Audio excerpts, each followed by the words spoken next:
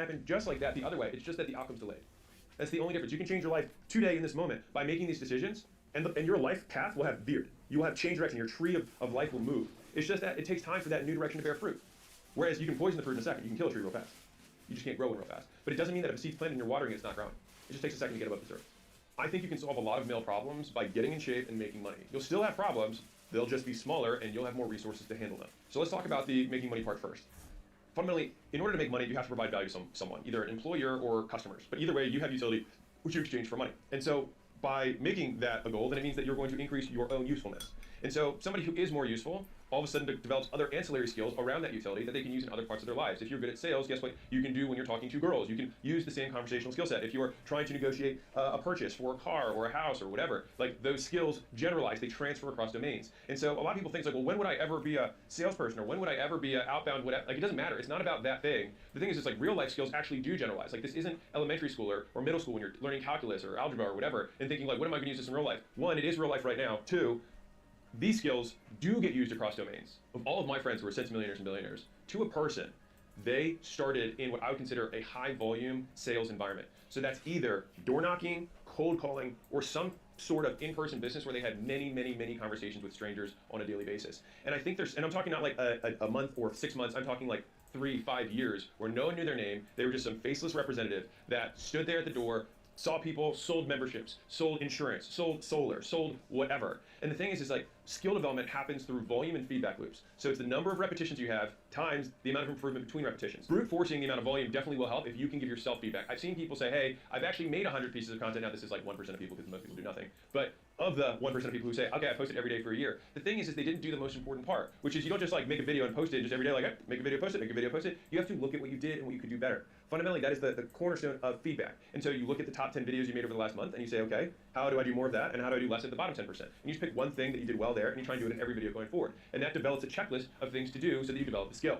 And so speaking from my own experience, the first sales conversation I ever had, first off, I had zero sales training. No one was like, hey, this is the script, this is how you go over. They're like, hey, here's a new lady, go sign her up. And so I was like, okay. And I didn't even know this was a sale. I didn't know the term sales.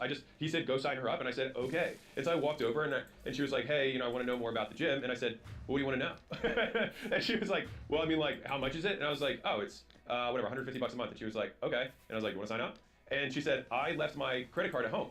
And I was like, okay. And she was like, I'll be back with the credit card. And I was like, cool.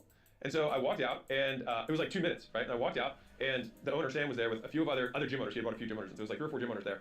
And he was like, damn. He was like, that was fast. And I was like, yeah. He's like, you closed her? And I was like, yeah. And he was like, with a credit card?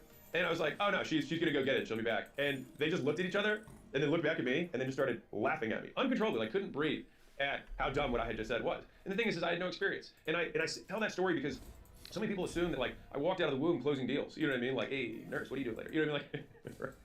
Like, but it wasn't like that, right? Like I didn't know.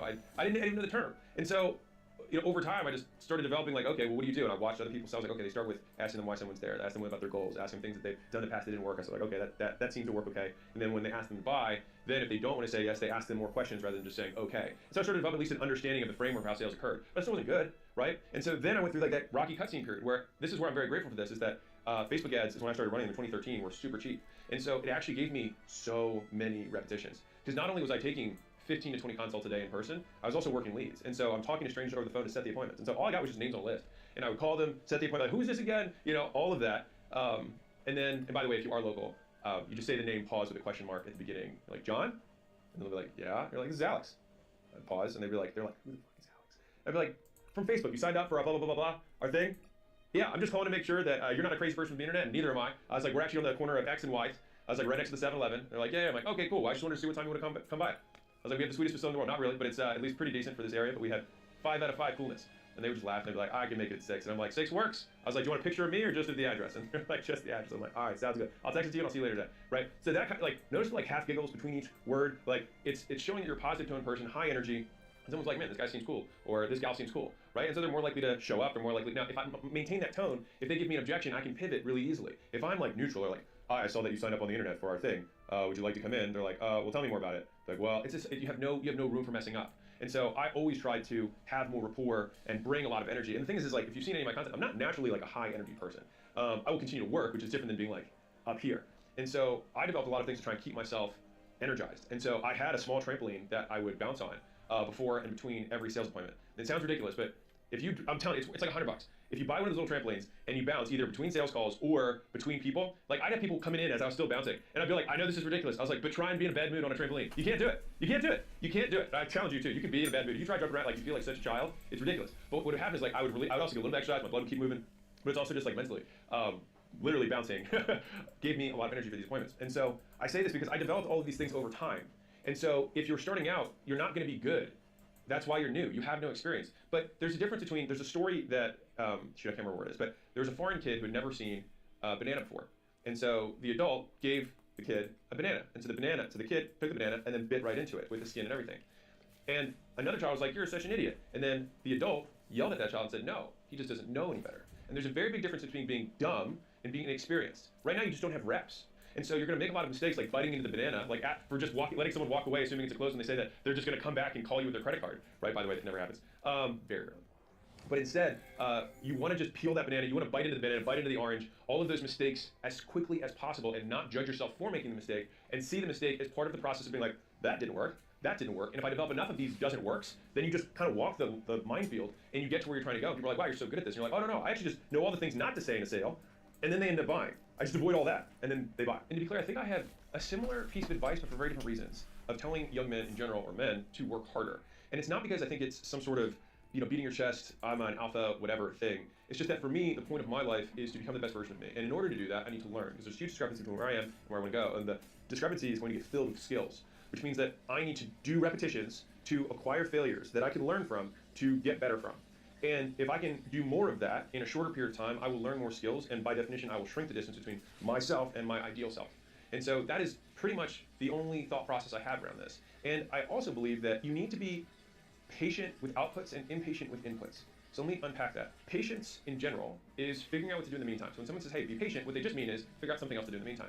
And so if I'm telling you to be patient with outputs, it means that you basically just have to figure out something else to do in the meantime while you wait for outputs to occur. Because you can't output, money doesn't appear. You have to do something and then money happens, right? But the doing something part is the thing that you can control. The money happening is the part that you don't control, that comes afterwards. It's an outcome, right? And so when I say patient with outputs, that's the first part. The second part is impatient with inputs. And so if being patient is figuring out what to do in the meantime, impatience is doing the thing in the meantime, right? And so it's the opposite of that. It's the thing you do in the meantime.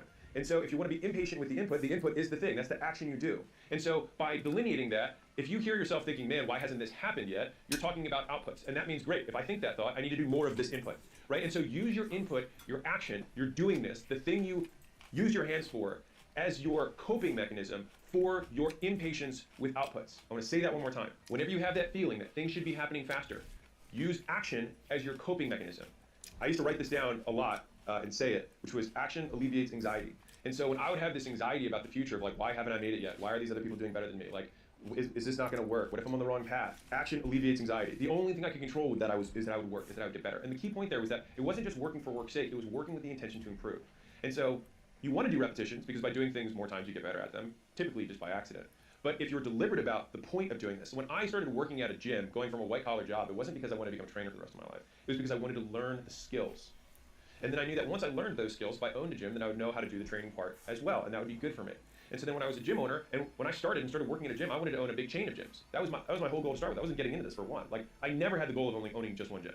And so even when I started that gym, the whole point, and I worked all the time, is I thought of all the things that I didn't know how to do yet. And so it wasn't about, great, I've made it, I own a gym. It was like, I'm so deprived of where I want to be. I have to fill this gap as fast as I possibly can.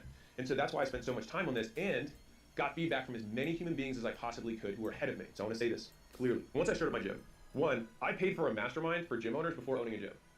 And I did that because I figured, well, why would I start a gym until I learned all the stuff that you guys did wrong? I was like, I'll just learn from all y'all's mistakes.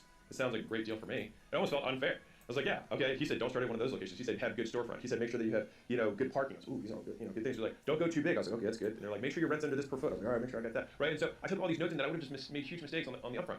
Now, once I did start my gym, what a lot of people don't know is that every weekend I would either be on phone calls or I'd be driving out to other gym owners. And thankfully, because I was so young when I started my business, they were just like, they felt bad for me. And so they would just sit there and I'd be like, hey, why do you do that? Hey, why do you do that? Hey, why do you do that? And it was like, they'd be like, God, you're such a pain in the ass. But I just wanted to learn, right? But I was always like willing to help them with anything they had. You know what I mean? I was like, let me show you the stuff that's working well for me. And I would always just share it. And the thing is I would go there and they would say they did something and I'd be like, huh, that's weird. That's different than the other guy. And I like that way better. It didn't mean I'd take everything as fact, but I got a lot of ideas from that and then I would use them. And if they didn't work, I would just toss them out. And if they did, I kept it. And that's how I quickly iterated the gym model to become much better than a lot of people's models, despite me being younger, because I was able to leverage everyone else's experience as fast as I could and jam it into my own. And so I think like the people who move faster than life learn faster. And the only way you learn is by changing your behavior with the same conditions, which means that if a person walks in, I say, this is my 6-point script. A person who's identical walks in right afterwards. If I've learned something, that script changes. It means same condition, new behavior. And so if you keep doing the exact same thing every single day, then you may not be learning. And this is a key point. It's good to work hard, but it's good to work hard and smart, which means that the work you do gets better because you tweak things. And so if you're not documenting the process that you have, and I'm not saying making content about it, but literally looking back at game footage, looking at the calls you did, looking at the content you did. I do this today. People ask me like, what are the masterminds you're into? What are the courses you learn from? I have now broken apart the learning process that I have that works best for me, because I see the biggest gains and improvement haven't come from advice from me, for the most part. They came from looking at data, which was, let me look at the last 2,000 ads I made. Let me look at the top 50. Let me look at what these ones have in common. Let me look at what they don't look like compared to the bottom 50. Okay, these ones have these characteristics, these don't. I'll do more of this and less of that. And then I do another 100 ads, and I look at the top 10 again. I say, what do these ones have that these ones don't? And I do that for sales calls, I do that for content, I do that for meetings, I do that for businesses in general when you start zooming out. And so that process of do a lot of volume, then look at the outcomes that were good, look at the activities that led to those outcomes that are positive, do more of those activities, look at the bottom percentages, look at the things that led to not having that happen, and do less of those. And if you're younger, and this is specific for everyone who's listening to this video, if you're probably sub 30, sub 28, maybe, right? If you're in your 20s or less, you can probably get away with this, which is that people ahead of you are more willing, believe it or not, to feel like they have status. So you can give them status by saying, be a mentor. And the thing is, a lot of young guys have a lot of ego, right? Because you're trying to prove yourself, trying to be a man, whatever. The thing is that if you humble yourself, it's not like there's some fucking massive scoreboard where it's like who humbled themselves to whom across the whole US. It's not exist. It's just something one dynamic, right? And so if you go and say, hey, I don't know anything, I'm happy to learn. If you do that, then a lot of people are like, oh, well, he humbled himself. Well, yeah, I'm happy to teach you. And the thing is they'll give you advice that's worth thousands of dollars, years of your life for free. If you just say, you're better than I am at this. But the thing is that at the end of the day, none of it matters, but scoreboard would be the thing that matters in business, right? And so the only thing that precedes the scoreboard is your learning. I've spent ego points, I've spent dollars, I've spent time, I've spent social capital, I spent every resource that I had to get more learning faster. Because fundamentally, the only thing, and I think this is probably one of the biggest gifts my father gave me, is believing that I am the asset I am investing in. And the cool thing is that you are the permanent hold, right? You can't sell you. Like, you're you until you die. And so this is the one asset you've got, because you compound. Skills compound. When you get really good at sales and really good at finance, guess what? You can raise $1 billion, because you know how the finance one works and you know how the sales one works, right? If you know how to code and market, then guess what? You can build software and sell it to gazillions of people because you have the product and the acquisition. Like, skills stack disproportionately. If you only know one, you might not be able to make a tenth as much as if you know two. Now, obviously, those are big bucketed terms that have many, many, many skills underneath of them. But fundamentally, when you think about it that way, you become a weapon. Real quick, I have a gift for you. This is the $100 million scaling roadmap. It's something that my team and I put 200 plus hours into building and breaking the stages of scaling into 10 steps. All right, and so what we did is we broke down everything that basically got us stuck and what we did to break free at each level of the business. And if you'd like to know what product, marketing, sales, customer service, IT, recruiting, human resources, and finance look like at the stage that you're currently at, this is a free gift. So all you have to do is go to acquisition.com/roadmap. You can plug in your business information. And if you want our help, you want my help to help you break through whatever level of scaling you're at, it's not a promise, I'm just saying about help. On the thank you page, you can book a call. Every month we have a workshop out here at my headquarters. You actually talk to my real team that does our marketing, does our emails, does our ads, does our copy, does our sales, does our finance, does our recruiting. The real people are doing this at a very high level. And what's really cool about that is that they can typically find and spot what the constraints are in business like that. And so it's one of the most valuable things I can possibly do. Obviously, space is limited based on our actual headquarters. But if that's interesting, on the thank you page, you can book a call. No pressure. This is a gift either way. It's absolutely free. So let's tackle the second part. I said you can solve a lot of male problems by getting in shape and making money. And so let's talk about the getting in shape side. So you can avoid tons of problems in life by doing one thing: going to bed on time. And so instead of setting alarms to wake up, set alarms to go to sleep on time. It's hard to wake up late when you go to bed at 9. Right? And so the thing is that one simple behavior actually can eliminate a lot of the things that derail men, especially young men. And so Charlie Munger talks about this a lot, which is like, all I want to do is find out where I'm going to die and never go there. The whole point is he thought so much more about avoiding stupidity than trying to be intelligent. It's kind of like the stupidities are very easy to identify, the intelligence is hard. But if you avoid all stupidity, you just become intelligent by default. And so if you define intelligence the way I do, which is rate of learning, so how quickly you pick things up, that is intelligence. If you can avoid all of these things that make you look like an idiot, right? Then you become more intelligent. And so let's talk about this from the getting in shape perspective. Show me a situation where you have two groups of men. One group of men that is really out of shape and fat, and another group of men that's really in shape, that are going to outperform one another. And this is generalized. You have to take random sampling of the population, a bunch of in shape guys, a bunch of overweight guys. Who's going to do better at any task over and over again? If we pick 10 tasks that are completely different, the in shape guys are going to do better than the out of shape guys. Period. They're going to have more energy. They're going to be more focused. If it's anything interrelation based, like those guys are going to close high percentages. If you're better looking, you will close more. If you're better looking, you get paid more. If you're better looking, you get more promoted. If you're better looking, you do better in content. Period. Fight me. And so the thing is like if you have this one thing that affects every way that people see you, and the only thing you have to do is control what you put into your mouth, then don't you think it's worth developing that most basic skill of discipline at this point in your life? Because the thing is that you want to get in shape young. Because if you're not in shape, guess whose fault that is? So get in shape now. The thing is it costs time, not money. And right now, you've got time and not money. And time only becomes more expensive as you age. So buy it now while time costs you the least and you have the fewest responsibilities. It'll help you no matter what life path you choose. The thing that no one recognizes is that drinking costs you 2 days. The day you drink and the day you recover. And sometimes the weeks afterwards for the stupid thing you did while you were drunk that everyone else saw. It reminds me of this quote from Muhammad Ali, and I asked my team to pull it up because I think it's so good. Also because he was the greatest of all time and just a cool dude. What's the central part of your training? Is it running? Is it sparring? Or? Central part is dodging the nightclubs and the parties and the girls. You want the truth? And being in the bed by yourself 9 o'clock at night. And if you can get by that, you'll make it. That's the truth. And I'll tell you the truth. You talk about that running and hitting the bags and jogging and biting when you want. Dodging ladies is the main thing. Especially pretty like me. And I'll speak to myself personally. When I had my intense periods of work, I would take off for a long, long time. So the longest that I took off was 2 years while I was scaling gym lunch from, the 20 months we went from 0 to 4.5 million a month, 4.4 to be technical. I didn't drink that whole period. And once things settled out, I was like, all right, I'm willing to drink again. And right now, acquisition.com is scaling like crazy. And so Layla and I both said, let's just stop drinking for the foreseeable. Then same thing now. So that was when I was in my 20s. This is now when I'm in my 30s. And I'll probably continue this until I feel like I'm at a place where things feel chill again, and then like maybe I'll partake again. But the thing is like if you're hungry, argue me the opposite, which is me drinking more will make it more likely for me to hit my goals. I think you'd have a tough time making that argument. And so right now, everything's compounding is amplified, right? The stuff you do now amplifies throughout your career and your life. And so I would want to stack as many advantages as I can to my favor, which is like, I'm gonna go to sleep on time. I'm gonna not drink, right? I'm going to get in shape, right? I'm going to do as many repetitions as I can. I'm gonna humble myself with people who are more experienced than I am, even if I think I'm smarter than them. They still know more. And there's a big difference in this, what I think is really tough for younger guys, is that your brain at 25 to, like 25-ish, 25 to 30 is like peak processing power. But I'm way fucking smarter now than I was then, because I've still learned more. And that's the thing is that you may be smarter than someone in sheer processing power, but they still might know more than you. And so you can't live their life. And especially if somebody is further ahead, then it still means that they have knowledge that you don't. And so listen, and humbling yourself to somebody, even if you think you are smarter, will teach you more. Because again, argue the opposite. I will learn nothing from no one. How does that help you? It helps your ego feel good. But at some point, your ego's gonna have to rectify its good feeling with reality, which is that you're broke as shit and no one cares. And so I would rather humble myself rather than have the world humble me. This is a Bible quote that I just really like a lot. It's from Matthew 23:12. It said, those who are humble will be exalted, and whoever exalts himself will be humble. I actually told that to one of our team the other day, because I felt like his ego was getting a little bit bigger than it probably should have been. And I said, listen, man, I was like, if you want to get humble, keep doing what you're doing. I was like, but if you want people to talk you up, I was like, humble yourself, let your work for you, and then everyone else will exalt you. And so I think most men want to be respected. They don't have respect, and so they compensate by exalting themselves because they can feel better in the short term. You will make an idiot in the long term. And think about it like this: like for some reason, I don't know why we're wired this way, but we say nice things about ourselves and we feel good, but everyone else feels bad, right? If everyone else says nice things about you, it doesn't make them feel bad to say it, but it makes you feel good. Think about those people in your life who always like talk themselves up. It's like, what do you see? You're like, this guy's so insecure. It's obvious.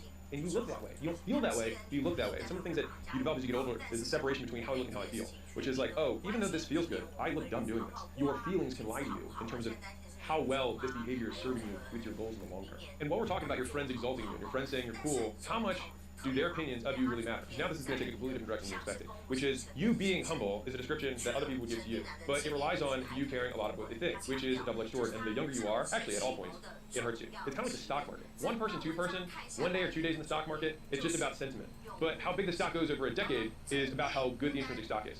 And so if a few people say you're an asshole, no big deal. If everyone says you're an asshole, probably a problem, right? And so it's understanding the nuance between that. But your friend group has a disproportionate sway over your behavior.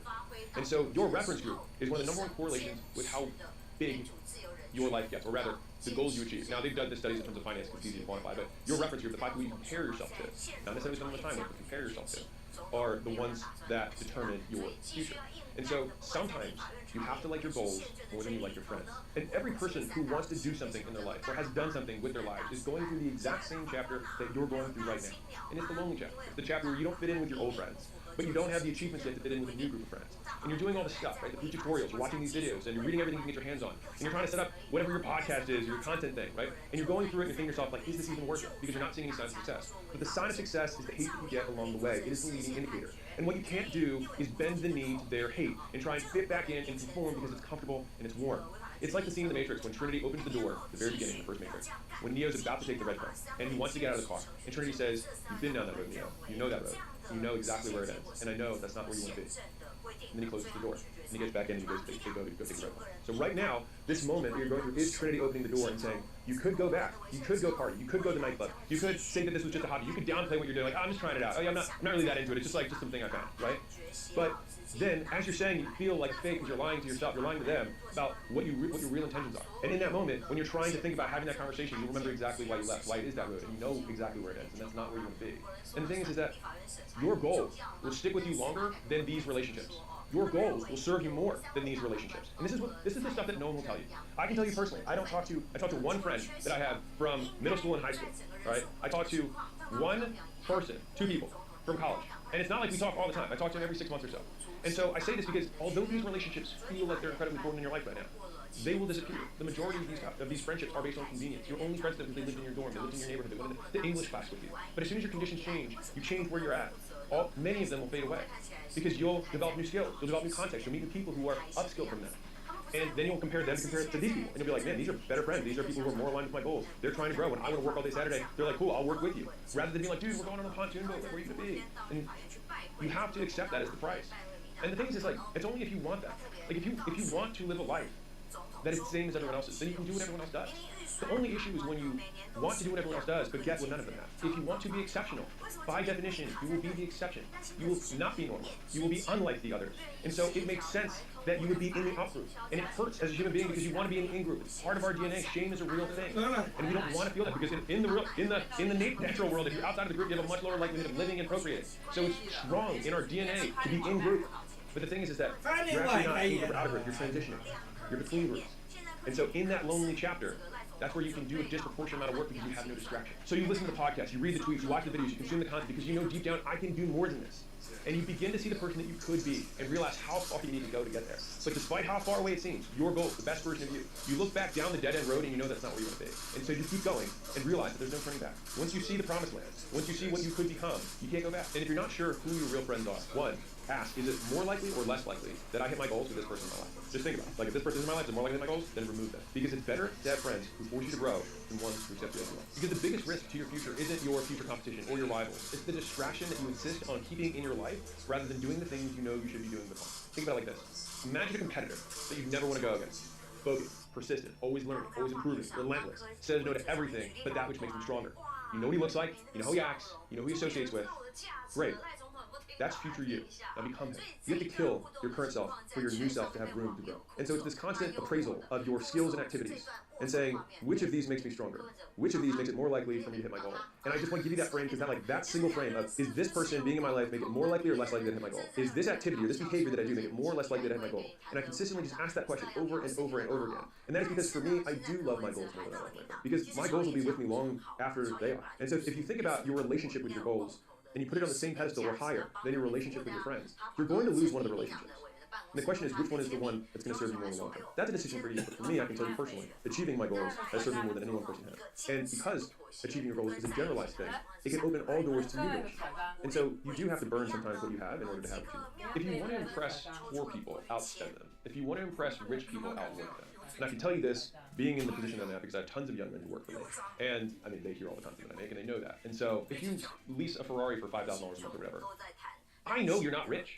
And every rich person isn't impressed by that because you know what it costs. You only impress poor people. And if you do it really early in your career, every rich person's like, man, you should be reinvesting that to get way fucking bigger. Now, if you're like an aficionado and you want to have lots of fun, that's like, again, that's different. It depends on the reason you're doing it. It's like, you shouldn't be cooking your own food, unless you love cooking. But if you don't love cooking, then you should outsource that shit as fast as possible so you can get your time back. It's understanding the context of this, which of course this will be taken out of context. But hopefully, you watching or listening to this can at least get it. Layla and I both collectively started buying nicer things. So living in nicer places, having nicer cars. I bought my home, which was a nice house in Austin. I think it cost me $1.7 million. I bought it in cash, and I bought it off 1 month's paycheck.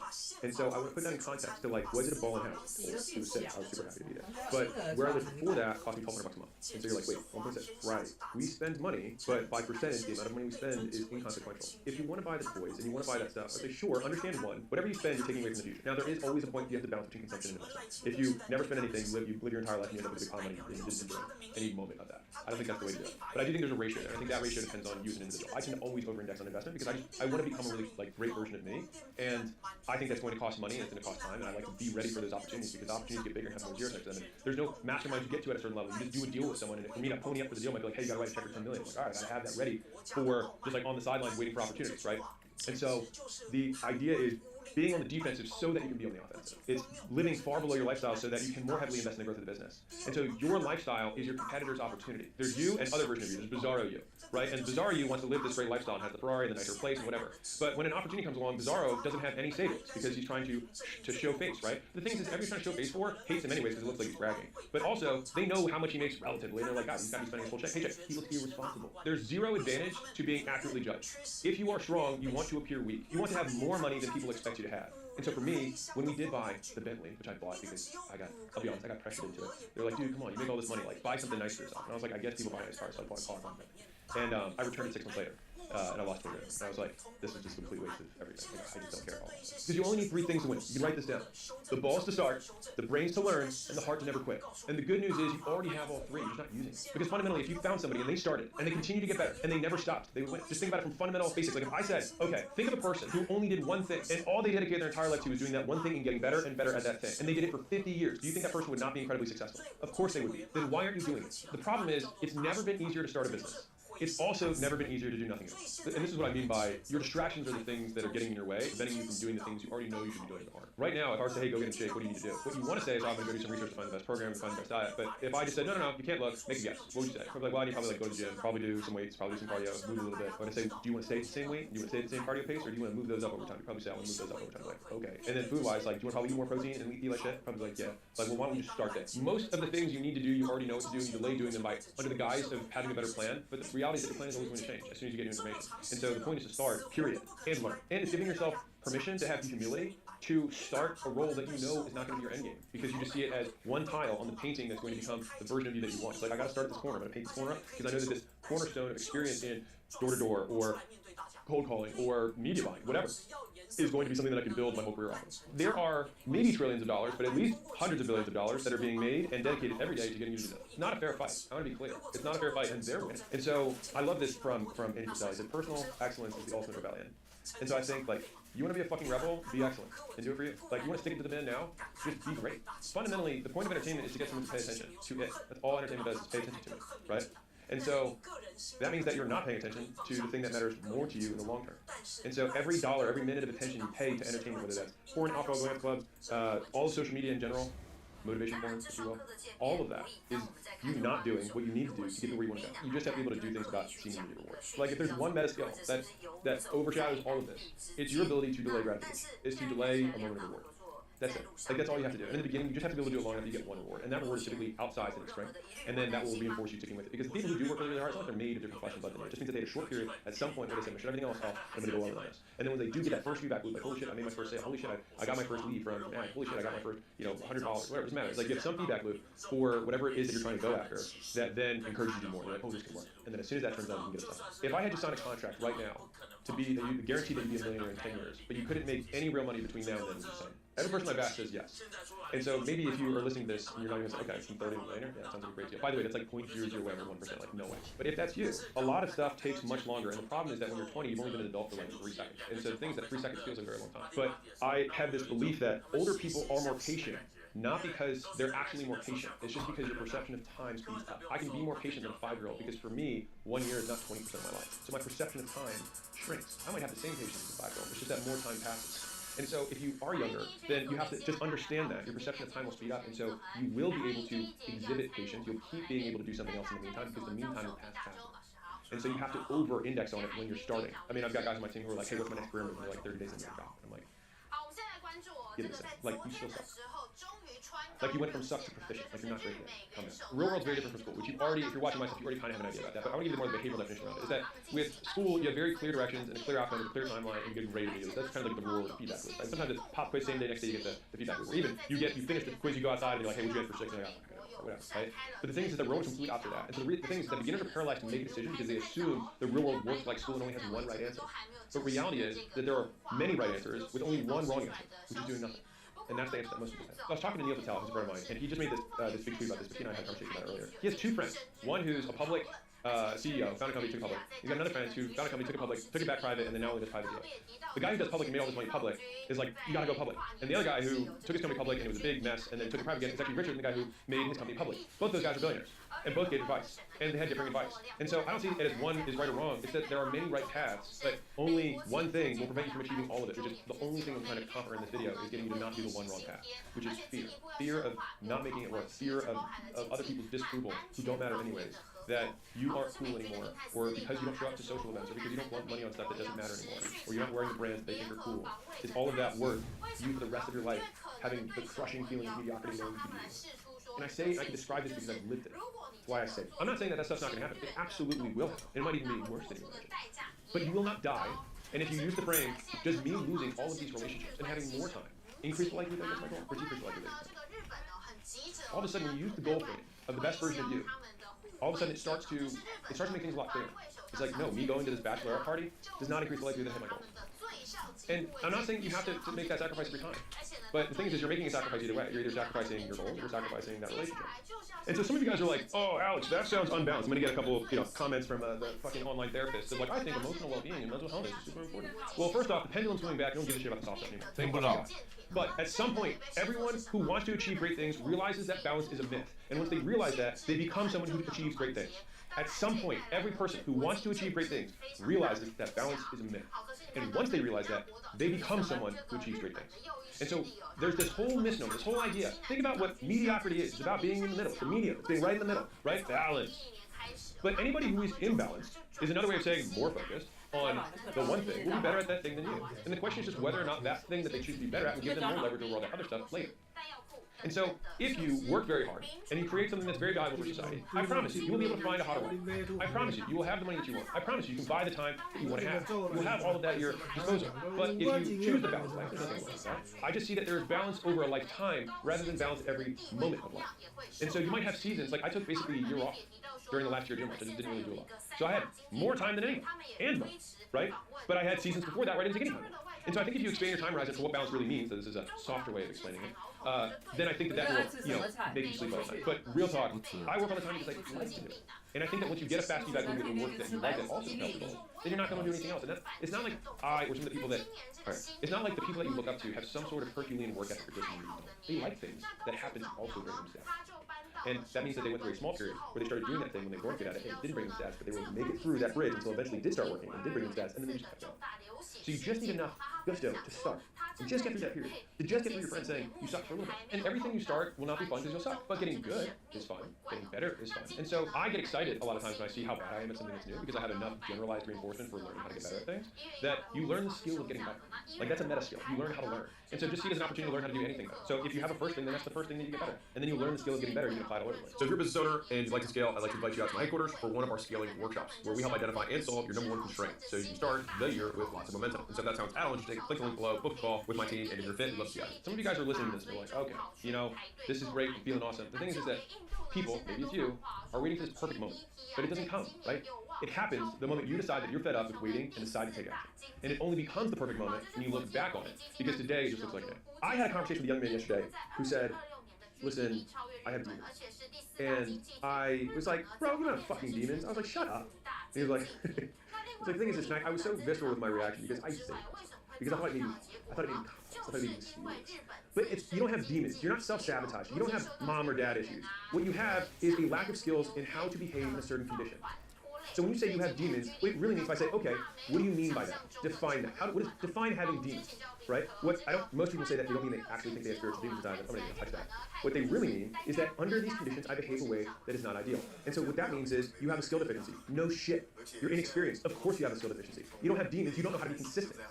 You don't have, I just can't stay with any group for a long time. No, it either means you have really high standards, which is fine, and you haven't met that person yet, or you just don't know how to behave consistently. It's like when I have a sales guy who's like, hey, I'm 30 days into this role and I'm getting kind of bored taking sales calls. I'm like, oh, your ability to not be able to continue after something gets boring and learn to love the incremental improvements, the 100 or 1,000 repetitions, is the skill discrepancy that you need to overcome. The best salespeople, bad salespeople try and have a couple good days. Good salespeople get on hot streaks. Great salespeople never get cold. And so that takes discipline to understand how to consistently get yourself hot, how to consistently treat every sale the same way you do when you're on fire. Because there is no being on fire. It means you simply behave differently. It's not like you have magic. You pause differently. You take longer spaces. You ask the question. Your tonality shifts. And those are skills because you can learn them.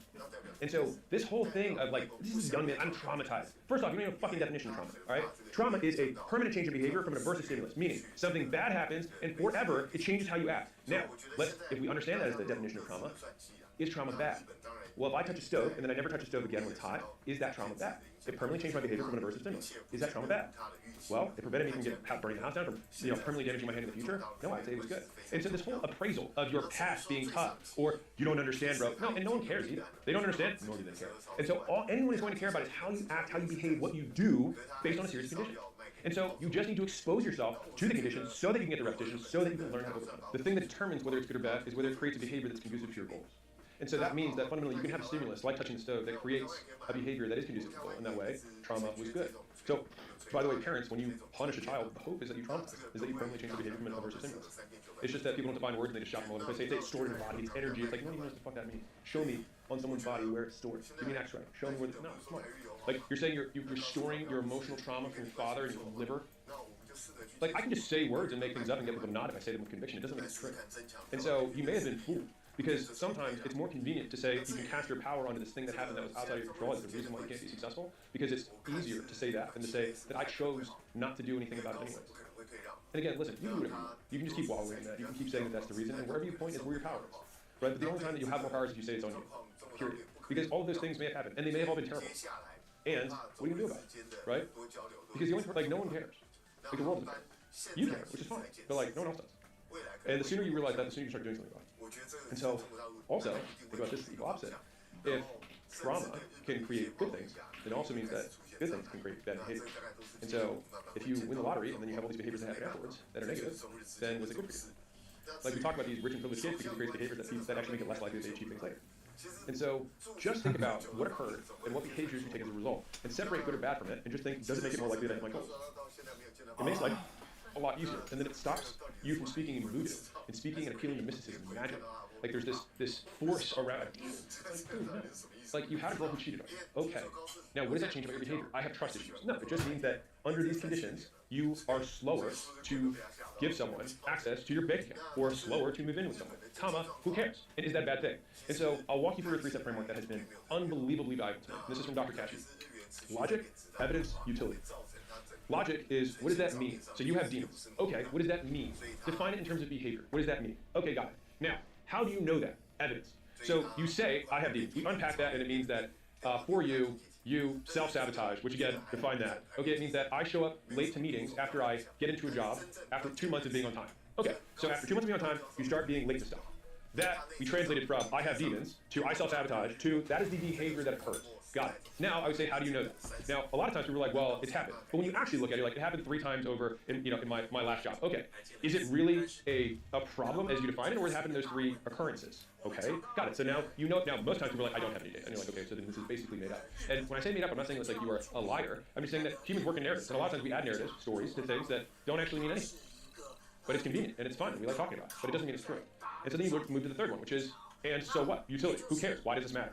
And so then you say, okay, well, this matters because it decreases the likelihood that I would be able to retain future employment. Fine. Then, what do we do about it? And so you can walk through things that you have struggled with in the past with simply saying, let me define this in terms of behavior. What evidence do I have that this is actually true, now that I've defined it based on these things? And who cares? I have demons in the kitchen. All right, just as a completely ridiculous example. Okay, well, in my past, I've had bad things happen, bro. Like what? Like what occurred? I touched the stove and it burned me. Okay, great. Now we have some evidence-wise. How many times did it happen? 1 time. Okay. And it never happened again in the future. Okay. What did that result in? I don't go into kitchens anymore. Okay. Now, this is good or bad. When you say who cares, it's in relation to what? My goals. Does you not going into the kitchen prevent you from achieving your goals? Well, if you want to be a chef, yes. If you want to be an entrepreneur, no. Do you want to be a kitchen entrepreneur? Probably. Right? And so the question is just, who cares? Why does it matter? And so much of our time and effort goes into explaining things to people that don't matter at all, that you could literally just move on from and just literally forget about. You could get over that quote trauma by changing the behavior that it changed aversively. So in this context or in this condition, I behave this way and it's not conducive to my goals. Great, that's good that you've identified it. Cool, so what do we need to do so that when you're in the condition, how can we increase the likelihood that you do act the way that you want to? And then we start stacking the deck to start shifting the pendulum in your favor. And you start attacking each of these little problems from skills that you have, whether it's behavior with people, or it's skills at work, or with a relationship, and you just do it one by one by one. And if you do it over a very long period of time, you get better. I promise you, I'm saying this as somebody who, I struggle with my demons. You don't understand, bro, like I have stuff. Okay. but it doesn't help you. And it also doesn't make you look harder. It just makes you less capable. Losers talk about what happened to them. Winners talk about what they made happen despite it. Hardship is a reality for losers. To winners, hardship is just your origin story. And like I promise you, you can use this frame. Like I was texting Layla the other day, like the bigger the monster, the more epic the hero. It's the story that you're gonna someday tell. When you're 85, you're not gonna want more boring stories, right? The idea is that if you're going through hardship now, that's the story that you're gonna tell. And if you believe yourself to be the hero that you want to someday become, then the harder it is, you're like, bring it, this is my story. This is the Spider-Man getting bitten. This is him getting beat up by the bullies. This is the origin story. No one cares about a hero who never had it hard. I bought a lottery ticket years and years and years ago when I was in college, because it was like a billion or something like that back then. That was $1 billion meant something. But I was in college, and my girlfriend at the time, I was talking to her, and the drawing was that we bought it for fun. We bought it, I was expecting to win. It was just basically I was buying it for the conversation. And I thought about it as like the drawing got closer, and I realized I had this big pain and anxiety, because I was like, what if I win? And I had this moment of terror, because I realized that if I won, that I would never be able to achieve anything that anyone thought was my own. And that thought terrified me. And thankfully, I didn't lose $1 million, and I got to make the life that I have. And so I think Epictetus says this, but it's something to the degree of what a shame it would be for someone to never encounter hardship, because they would never be able to see who they are. And so I think that if you have gone through hardship, or you are going through hardship, this is the opportunity to prove to yourself, not anyone else, that you are who you say you are, and you are made of what you say you are made of. And you can choose to allow that hardship to make you harder, to make you more resilient, to make you more persistent, to make you more relentless, to make you more driven, towards whatever you want to do, or whoever you want to be. Or you can allow it to be an ankle weight. You can allow it to be your trauma, right? That is your demon that you're fighting every day. The thing is like, everyone has demons. Everyone has hardship. And I want to tell you this frame that'll hopefully change someone's perspective, which is that your hard stuff may have been harder than other people's hard stuff. But if I take a human being who's never encountered anything, and then I poke them with a needle, that will be a 10 out of 10 hardship for them. And so I believe, personally, that humans experience pain the same way. It's why when a man feels disrespected, it hurts just as much as someone else going through another crazy hardship. And you know what? Even if that guy's white, a 10 out of 10 pain still feels like a 10 out of 10 pain. Now, could that pain be less on the absolute scale of worst scenario? Yeah, it could be. But also, who cares? And so my point here is that every single human being on Earth has gone through their version of 10 out of 10 pain, which normalizes pain across the spectrum, which then leaves you with the only natural thing you have left, which is, what do I do now? And if you wanted to design the perfect version of you, the savage competitor, the gladiator at the end of the life that has the scars and the scraggly beard, but has been through shit, and has done things, and has realized their potential, what would you do to maximize the likelihood that you become that savage hero? Would you give them the padded lifestyle? Would you give them the immediate win? Would you give them the easy life? Probably not. You would probably put you through what you're going through right now to become that person. And so why would you resent the chapter you're in because it's a requirement for becoming who you say you want to be? Let's say you've gotten over your little demon thing. And when I say gotten over, you just stop giving it power by saying it now is the reason that you can't be successful. Awesome. So what do you do now, right? So you gotta start figuring things out. And that figured out muscle is probably the most powerful muscle you can build. It's just like, oh, I don't know how to do this. I will figure it out. Why? Because I figured out things in the past and I can do it again. If that person can do it, they're no smarter than I am, they have 2 hands in the brain, I can do it too. So the next time that you say you can't figure something out, just set a timer for 20 hours and actually try for 20 hours before you quit. What you'll often realize is it's not hard, you just haven't even tried. If you can shrink the time between saying you want to learn something and beginning to try the thing, and extend the time before you say, hey, this is hard, then you will be able to accomplish way more than you think. You can learn most things in 20 hours. The problem is that most people delay the first 20 hours by years. And if you really measured yourself by the amount of action you take, not your desire, not your deservingness, or even your effort, you might actually be embarrassed because what you're looking at is reality. It's about what you do, not what you say you're going to do, how much you want the outcome from what you're doing, how much you think you deserve the thing that's going to happen after you do it, or how hard you try. Because 1, no one cares. 2, reality doesn't care either. Because the only thing that matters that you can control is input. And you would be absolutely astonished at what you can accomplish when you give yourself this choice. Every third time I do a Q&A, I get asked the question, what keeps you going? When things were tough, like, what did you think about? And I could come up with something that was really compelling. But the honest truth is I just never considered quitting. It was just not on my choice of options at the table. Because for me, the idea of going back to Baltimore as a failure was so much worse than anything else that I could encounter, that it just wasn't even a consideration. And so the only natural option I had was to persist, was to endure, was to continue. And so I think if you use that frame as, there have been people who have gone through significantly worse than what I'm going through right now. And for those of you who claim the demon part of like, I've been through shit, then prove it. Was it worse than this? Great. Then you can prove that it was so hard by being hard hit. Across time frames in history, across countries, across cultures, across age groups, across race, gender, everyone respects the man who works. Because as men, we are always judged by what we can do. And if you are doing things, then people know that you are contributing. That is how you prove utility. Work ethic is the currency of respect. If you want to earn respect, you earn it through work. And sometimes that's working on yourself, that's sometimes working on a skill, working on a product, but it is all through work, through effort. I'll tell you something that shifted my life, which is that entrepreneurship is not a game of best and worst. It's a game of last man standing. And there's a lot of games that are like this, and fundamentally that's an infinite game frame versus a finite game frame. And I will read you the quote that Layla had framed and put in my office. Ask the girl, shoot the shot, launch the business, run the ad, quit the job, take the risk. When you're 85 years old and on your deathbed, you're not going to wish you were crazy. The fastest way to become confident is to build evidence. Build yourself a stack of undeniable proof that you are who you say you are. Here's exactly how to do that. This is brutally honest advice to my younger, less confident self. Having an epic story is about asking the girl, about shooting a shot, about launching the business, about running the ad, about knocking on the door, quitting the job, taking the risk. When you're 85 years old and on your deathbed, you're not going to wish you a crazy story. You're going to wish you had taken the risk. Don't build confidence. Build evidence. Confidence comes as a result of evidence, not the other way around. Confidence without evidence is a delusion. It's you beating your chest, looking at yourself in the mirror, trying to pretend you're something you're not. Do it so you get the confidence, but don't think you need confidence to do it. The whole idea of fake it until you make it should switch to walk it before you talk it. Right? Prove it to yourself so you don't need to prove it to other people. And let your past do your talking for you. Until you win, effort always goes unnoticed. Stay used to it. If you aren't willing to suck, you're never going to get good. Losers stay losers because they aren't willing to lose. Confidence is also domain specific. So you can be really good at public presentations and really bad at talking to girls. It takes a lot for a skill to transfer between domains. And so if you want to get good at the thing, don't try and do something to the left of it. Just do the thing. The first sales consult I ever took, I didn't close. And I say that because everyone just imagines that Mosey just came in just slinging credit cards and stacking bodies, right? It didn't work that way. I came in, it was a 5-minute conversation, the girl was like, I need to go get my card from home. And I said, oh yeah, okay, go do that. And she walked away and I went to my boss, he's like, how'd it go? I said, oh, I closed. And he was like, oh, that's awesome. He's like, you got the credit card? I said, oh no, she's gonna come back with the card. And he literally stopped what he was doing with 6 other guys around him, and they all non-stop laughed for a minute straight. Like they couldn't breathe because they thought how stupid what I had just said was. But I had no idea. And so that was my first ever experience in sales. I'm known for sales now, and I wouldn't even say I'm confident in sales. It's just more like this is what works and has worked for me. Take it or leave it. And so people perceive that as confidence, but it's simply just based on experience. And confidence comes from experience. What it really is a prediction. What you think is going to happen will happen. And so even in statistics, what is your confidence metric? This is 0.7, 0.8. It's literally just what the percentage likelihood that what you think is going to happen is going to happen. And so how do you increase the likelihood that what you think is going to happen? Have it have happened already. I could have either spent 30 minutes every day looking at myself in the mirror and telling myself I was going to be a great sales guy, or I could have reviewed the fucking script. Which one do you think would make me a better salesperson? Reviewing the script. You can take all the time that you're trying to spend psyching yourself up, and you'll feel significantly more confident not having done that and simply knowing what you're going to say, which you get from practice. The world belongs to those who can keep doing without seeing the results that they're doing. And the longer you can wait to see the result that you're doing while still continuing to do is the extent to which you can win big in life. For example, to be a top 1% podcaster, you have to upload 21 podcasts. 21, top 1%. 90% of people don't get past 1. 9% don't get past 20. And then 1% of podcasters, of all of them, make it to 21 plus. So when people say try harder, it usually just means don't give up. The price for excellence has never been so low. People give up so easily now that it's just so easy to win by just being willing to post 20 times. You're in the top 1%. Like, I'm at the top 1%. We're not even talking top half. Top 1%. People are so afraid of being humiliated. They get the long-term humiliation of never amounting to anything. No one's gonna watch it for 20 episodes anyways. And even if they do, it doesn't matter because that's not what you're building towards. Like, you posting those 20 isn't what you judge yourself on. You should be judging yourself on the difference between your first one and your 20th one. Are you better? Probably. And the difference between your 20th one and your 100th one. Because the win is you. You are the asset you're building, not the downloads that you get on your first shot. Mosey and me with millions of downloads every single month. No. I spent 4.5 years making 2 podcasts a week straight. Didn't miss. And guess how many podcast downloads I was getting per month at the end of that? 2,000 to 3,000 downloads a month. Not a lot. I used to think to myself, okay, well, each one of these podcasts gets like 200 downloads. Well, 200 downloads is like an auditorium of people. And so would I feel okay giving a speech to 200 people? Yeah. And even before that, when they were getting like 10 or 15 downloads per episode, if I had a little lunch and learn that I used to have to do to like get leads for a business, I'd be fine talking to a group of 10 or 15 people because the reality is that those people are doing me more favor than I'm doing them. They're literally giving me their ears so that I can practice my voice and how to talk and how to present.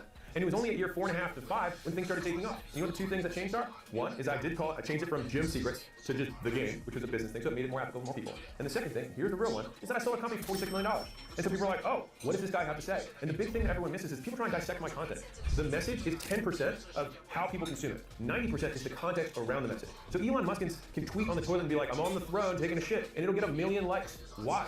Because it's Elon Musk, he's the richest man in the world, and owns 3 of the biggest companies that are most innovative of all time. I don't kid myself and think that like my content is so much better than other people. There's plenty of people with better content than me. They don't get the same views. And the reason is you don't have the context. They don't have the proof. And solve for the proof, and then the content will take care of itself. Because one, you will know what you're talking about because you have proof that you know what you're talking about, and people will believe you. Which is why you should solve for evidence above everything else. Like, evidence gives you the confidence. If someone says, Alex, I don't think you know shit about business, I'd be like, okay, it doesn't really affect me. I do know we crossed $100 million net worth at age 32. I know that. But if someone said that to you, and you haven't accomplished anything, you won't need anything to stand back on. And it hurts you more. But I have proof. So it's like, you can just deflect it towards the proof and keep living your life. The secret to longevity is, especially in the content game, but really in any game that you're trying to at least help other people with, is that if you've done the thing, you can be certain rather than confident. Be certain based on what you've done, not based on what you say other people should do. There used to be too big to fail, and I think there's an alternative which is too big to fail. If you make your stuff so fucking good that only one person gets exposed to it, sends it to somebody else, then you have nothing to worry about, and you will eventually get discovered. It's a time game. And in the meanwhile, you just keep getting better, which is the point. Because at the end of the day, you're going to die. Everyone's going to forget about you anyways. And so you might as well just work on the one asset that you get to keep the rest of your life, which is you. And rather than measuring yourself based on how many views he gets versus how many views you get, measure yourself by how much work he puts into one of his shorts versus what you put into one of your shorts. And then you might think the opposite is more reasonable. If there's a top sales guy in your organization who's making more money than you, compare not what his commission check is to yours every month, compare how many calls he's making, how many times he practices the script, how many calls he's made before you, how many sales he's closed before you, what time of day he shows up at work, what time of day he leaves, whether he works weekends or or not, whether he's willing to hop on the phone in a family context so that he can still close the deal. If you're doing all the inputs being met, the outputs will always match on a longer time horizon. And if you are new to the game, then my recommendation is not only to match inputs, but to double or triple the inputs that someone ahead of you is doing. And the reason you do that is because if you just match your inputs, then you're always going to be behind them because they're already ahead of you because they're better than you. And so if you both do the same amount of work, they're going to keep getting better and so are you. So you have to do twice the work. You've got to be like Kobe, right? Where everyone else is doing 1 practice a day, you do 2 practices a day. And in the beginning, they'll be better than you. And then you'll match them. But because you're doing twice the work, eventually you'll get better, and then that's how you win. And one of the biggest misnomers in whatever endeavor you're trying to track is people track the wrong metrics. They track the lagging metrics rather than the leading metrics. Lagging metrics are what happened. Those are the outputs. And if you want to track those, fine. But the real things to track are what you're doing to create the outputs. So I don't want to necessarily even track sales. I want to track how many calls I'm making. If I'm trying to get in shape, I'm not necessarily going to track the weight I'm doing. I'm going to track how many calories I'm eating. And so the more ways you measure, the more ways you can win. And so the idea, the ultimate win at life is where you can shift things that are out of your control that you deem winning to things that are under your control, which you can deem winning. Because if you're measuring on whether you lost the fat or not, sometimes people take longer, some people don't. That's something that you actually can't control. What you can control is the input. And so if you say, based on this, if I do this one thing every day for a long enough period of time, I'll eventually get there. The real winners cut out the I'll eventually get there and say, if I do this every day, I have won. The thing that I try and focus on now is the delta between how hard I tried and how hard I can possibly try. And if I know that the gap between those two is 0, then I have won.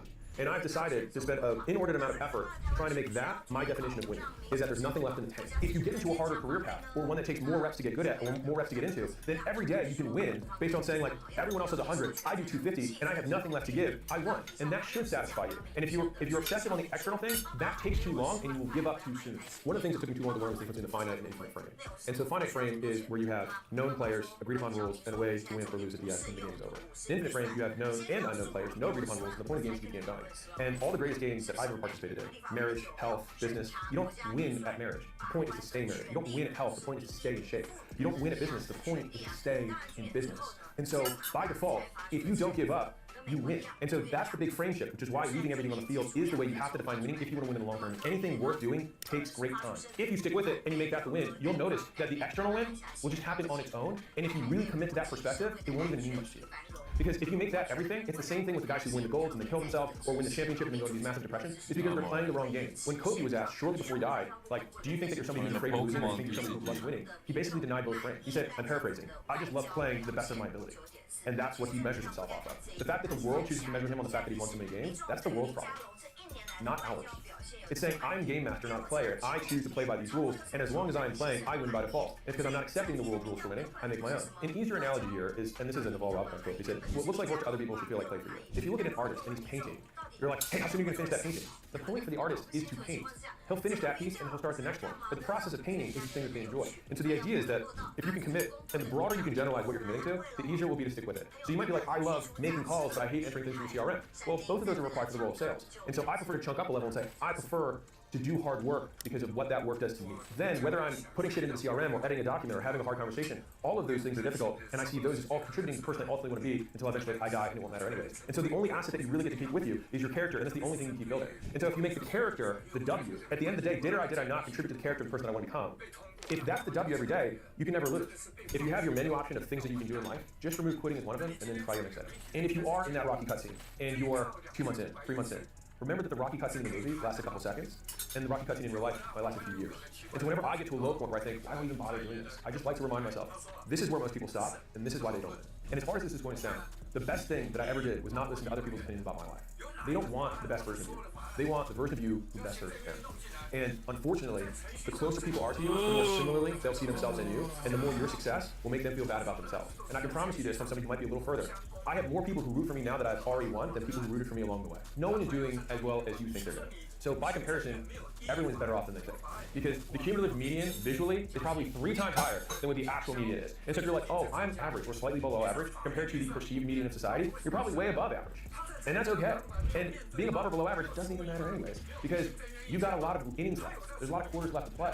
And so like until the day you die, you still have hope, you still have a chance, you can still keep moving forward. Whenever someone gives you their opinion about what you should do with your life, it's really them saying, this is my preference of how I want to live my life. And I say, great, live your life that way, and I'll live my life this way.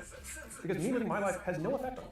So live your life the way you want it. And I don't want your life either. They make those statements because they feel uncomfortable, and so they have to like release it, and so they say that to you to make themselves feel better. And that's their problem, not yours. I think I've learned a lot of frames around not caring about other people's opinions out of necessity. Because I was so crippled by the opinions of other people for what felt like such a long time that I always had to face my death in order to get myself to move. And I talk about death a lot because it has actually been one of the few things that actually motivates me to change my behavior. And so when I had done all the things that I thought would impress other people, one, I realized that they didn't really care. And secondly, I realized that I deeply cared about how much I hated my life. When I was like, is this what winning feels like? Because if this is what winning is, then I don't want to play. If I think I'd rather be dead than continue to play this game, I was forced to change the game I was playing. Which is like, well, what is a game that I would like to win? Well, I'd like to win a game that is by rules that I set out, and there are things that I can control. And then those people, because you break their mold of what they're supposed to be doing, they might be miserable too, but they are not willing to take the risk that you're willing to take because they care about other people's opinions more than you do because they haven't gone through that little journey that you just went through. Fine. You do it your way to do it. I mean, I went from father to son. My father's super proud of me, graduating Vanderbilt in 3 years, president fraternity, vice president of the powerlifting team, management consultant, to minimum wage employee. Like, that's a pretty significant drop in status. I have these frames because people will say whatever they want, but for me, that relative drop in status was a lot. I went from about as high status as you can get as a 22-year-old to about as low status as you can get. I mean, I remember having people be like, so did you go to college? And I was like, yeah, I went to college and I fucking murdered it. And I did everything. And because the implied question is, why are you here? And so that's what, in the beginning, hurt a ton. But then I just realized that they just didn't know. And they were asking genuinely. And all of my judgment around that was just my own problem. How I'm perceiving this question is affecting my mood to such a great degree. What if I applied this to every question? All these people are asking me things, and I'm either getting offended or getting complimented, but the statement doesn't change. So that sounds like a me problem. And so the more I started diving into things like that, the less bothered I became by everyone else's opinion, because they also have no context. Even if they did mean it as an insult, so what? If they're saying, well, I'm better than you, I'd be like, yes, you are. A lot of even really successful people frame their success around trying to prove something, right? When you try and create your entire existence in opposition to someone, you actually give them complete control over your life. It means that because of the things that this person said, I will choose to change all of my behavior. Which basically means that the directives from that person have commanded you to do whatever you do. And if you'd like to be a free person and want to be somebody who considers intuition, then I choose to accept insults so that I can live my life rather than living in contract to and giving my control to those insults. That would mean I put me changing your mind above my goals. But my goals are more important to me than changing your mind. I'm super sensitive to I am statements, labeling statements like this. Like, I'm a neat freak. I'm the type of person who. So whenever you're dating someone, you're getting to know someone, people like to blanket I am statements really early on to set the stage. Like, I'm the type of person who likes to show up early. I like to clean things. I'm a labeler. I'm a whatever. And then, this is the insidious part, they then say because. And then they insert a reason that they made up or that sounded good in the past that people nodded their heads and agreed with. Because my mom never loved me enough. Because I didn't get enough hug. Because I gave a speech once and everyone laughed at me. Because you don't know. And the reality is, you will never know. All we know is that you do a certain type of behavior. That's it. By giving these because statements all this power, you actually put all the power into something that is unchangeable in the past, and so you have to keep dealing with it. Whereas if you just said, I do these things, period. Now, if I want to change what I do, then I should just reward myself in the present for doing something different. And that makes it a lot more malleable, and it makes your identity and what you do as a result, or rather what you do and your identity as a result, something under your control. You don't want to blame the things in the past that you can't change. You want to blame things in the present. One thing. So if you said, I have trouble getting close to girls because my mom and I aren't close, one, you give your mother all the power in your love life. You give power to something that happened in the past that you can't change, to things that are happening in the present that you can change. And so wouldn't it be more useful to say, in the past, I have struggled to get close to girls, period. Now that could be for a number of reasons. The thing is that you don't know what reason it is. Because I could say, let's say imagine all these things happen. You struggled with your mom. Let's say you had a bad breakup at some point in your life. You're not in shape. I could say, I struggle getting close to girls. And I could use any of those three as my reasons. But which of those served me? None of them. All we know is that you struggle to get close to girls. Okay, well then just look at what it would take to get close to girls and then do that, rather than having this other thing that's attached to the behavior that you can't do anything about. It just makes changing who you are and what you do a lot easier. Sometimes people are such douchebags. They will tell a young child, you will never have a successful relationship with a woman because you don't respect her love name. A mother. Or the reverse could be true of a father. They're a fucking douchebag for saying that because they are labeling you with something that you can't change. But that's their problem. It also is no basis in fact. When people are like, look at how the son treats the mother, that's how he's going to treat his wife. Why the fuck would I treat my wife like I treat my mother? Dear God, ugh. That's just a statement that sounds good, but has no basis in fact. You treat your wife like you treat your wife, you treat your mother like you treat your mother. They're different people. People want to have problems because it gives them a reason to suck and it be okay. It gives them ego padding so they can protect themselves for the reason why they're not successful, for the reason they haven't accomplished what they said they were going to accomplish. And so they lean on their potential, comma, and their trauma as the two reasons that people prop up. I've got lots of potential, but I have all this trauma, and neither of those matter. I've gone through 3 stages of like mental development in terms of how I see changing my behavior. In the beginning, I attributed my behavior to my past traumas. The second phase was that I chose to change the story. What if my mother was just trying to feel better and it wasn't my fault? So then I changed my behavior in that sense. The third phase, which is where I'm at now, maybe there'll be a fourth phase, but the third phase was I behave this way, period. The because statement in the second half is completely irrelevant. 1, because I don't know it. 2, because I can't change it. So I might as well just choose to do the thing that I want to do. Irrelevant of my past. The single strongest predictor of my behavior is what will make the more epic story. I've thought about that frame a lot, and it's still continued to win out. And so when I'm forced to make a decision between 2 things, I prefer to choose the one that's the more epic story. Because either you have an epic story of failure or you have an epic story of success, but no 85-year-olds are regretting their epic stories. They are regretting the stories they never told. Our minds are meaning-making machines, and they have to be because they create associations between things we know and things we don't know. That's how we learn. The problem is that our brains will make wrong associations, and then they will plague us for the rest of our lives, but we can just redefine what the association means for ourselves to make our lives. Because whether you miss the game-winning shot in a huge crowd or you miss it when no one else is there, the only reason it hurts more is because you choose to let it hurt more. Now, there are things that you can do prior to the game-winning shot that can increase the likelihood that you make it, which is that you practice way more in high-stakes conditions over and over and over again. If you do that, it increases the likelihood, your confidence, that you'll be able to make it. Why? Because you've made it before. And if you're like, well, I missed my first ever game-winning shot, now what do? Well, you practice in every other condition that's as close to that as you can until eventually you make one. And then when you do make one, you'll have evidence that you make one, and you try and make one again. What you probably don't know is that Michael Jordan has missed more game-winning shots than he has made. He's remembered for the ones that he made. But how was he able to make them? By missing and being willing to shoot again. On that basis of story, the many excuses that we give ourselves in reverse can make a more epic story. And so rather than say like, these are all the reasons that I can't succeed, I think reframing that as, these are all the reasons that when I succeed, it'll be an even better story and it'll be more inspiring to other people is a much more powerful frame. The more disadvantages you have when you start, the more epic story you have when you win. Donald Miller has one of the most powerful frames of heroes and villains I've ever heard of. Heroes and villains always have the same backstory. It's pain. They're always an orphan, right? Or the villain has some sort of disfigurement to show that they went through hard times. The difference is what character chooses to do about it. Villains say, the world hurt me, I'm gonna hurt it back. Heroes say, the world hurt me, I'm not gonna let anyone else hurt this way. So heroes use pain, villains are used by it. And so I think all of us have the choice to become our own heroes, our own villains in our own life, simply by how we choose to deal with the pain that we all inevitably experience. So pain is a constant. The choice about how we react to it is the thing that dictates the path of our lives. You know, there are certain rules of playing the game that have served me really well. One of them is, and that's okay. And I probably use that frame more than anything else, which is, I'm not close with XYZ relative, your parent, your mom, your sister, your brother. And that's okay. I spent a lot of my mental effort trying to untangle stories that I told in the past about things that were my fault or were a problem. And the easiest way that I found to solve problems is to decide they're not problems to begin with. I have a handful of pictures that I took for the first 5 years of sucking during business. And I use those pictures all the time, every day. And the zillions of pictures after I became successful, I barely use any of them. The time to document your life is when it sucks, not when it's great. Because those are the stories that you're going to tell. And those are gonna be the reminders that you use in the present day of things that you have been through and prove as to who you really are. Because my favorite line in the Matrix is in the second or third Matrix, when Morpheus is standing on the hill and he's looking out towards everyone. And he said, I stand here truthfully unafraid. Not because of the path that lies before me, but because of the path that lies behind me.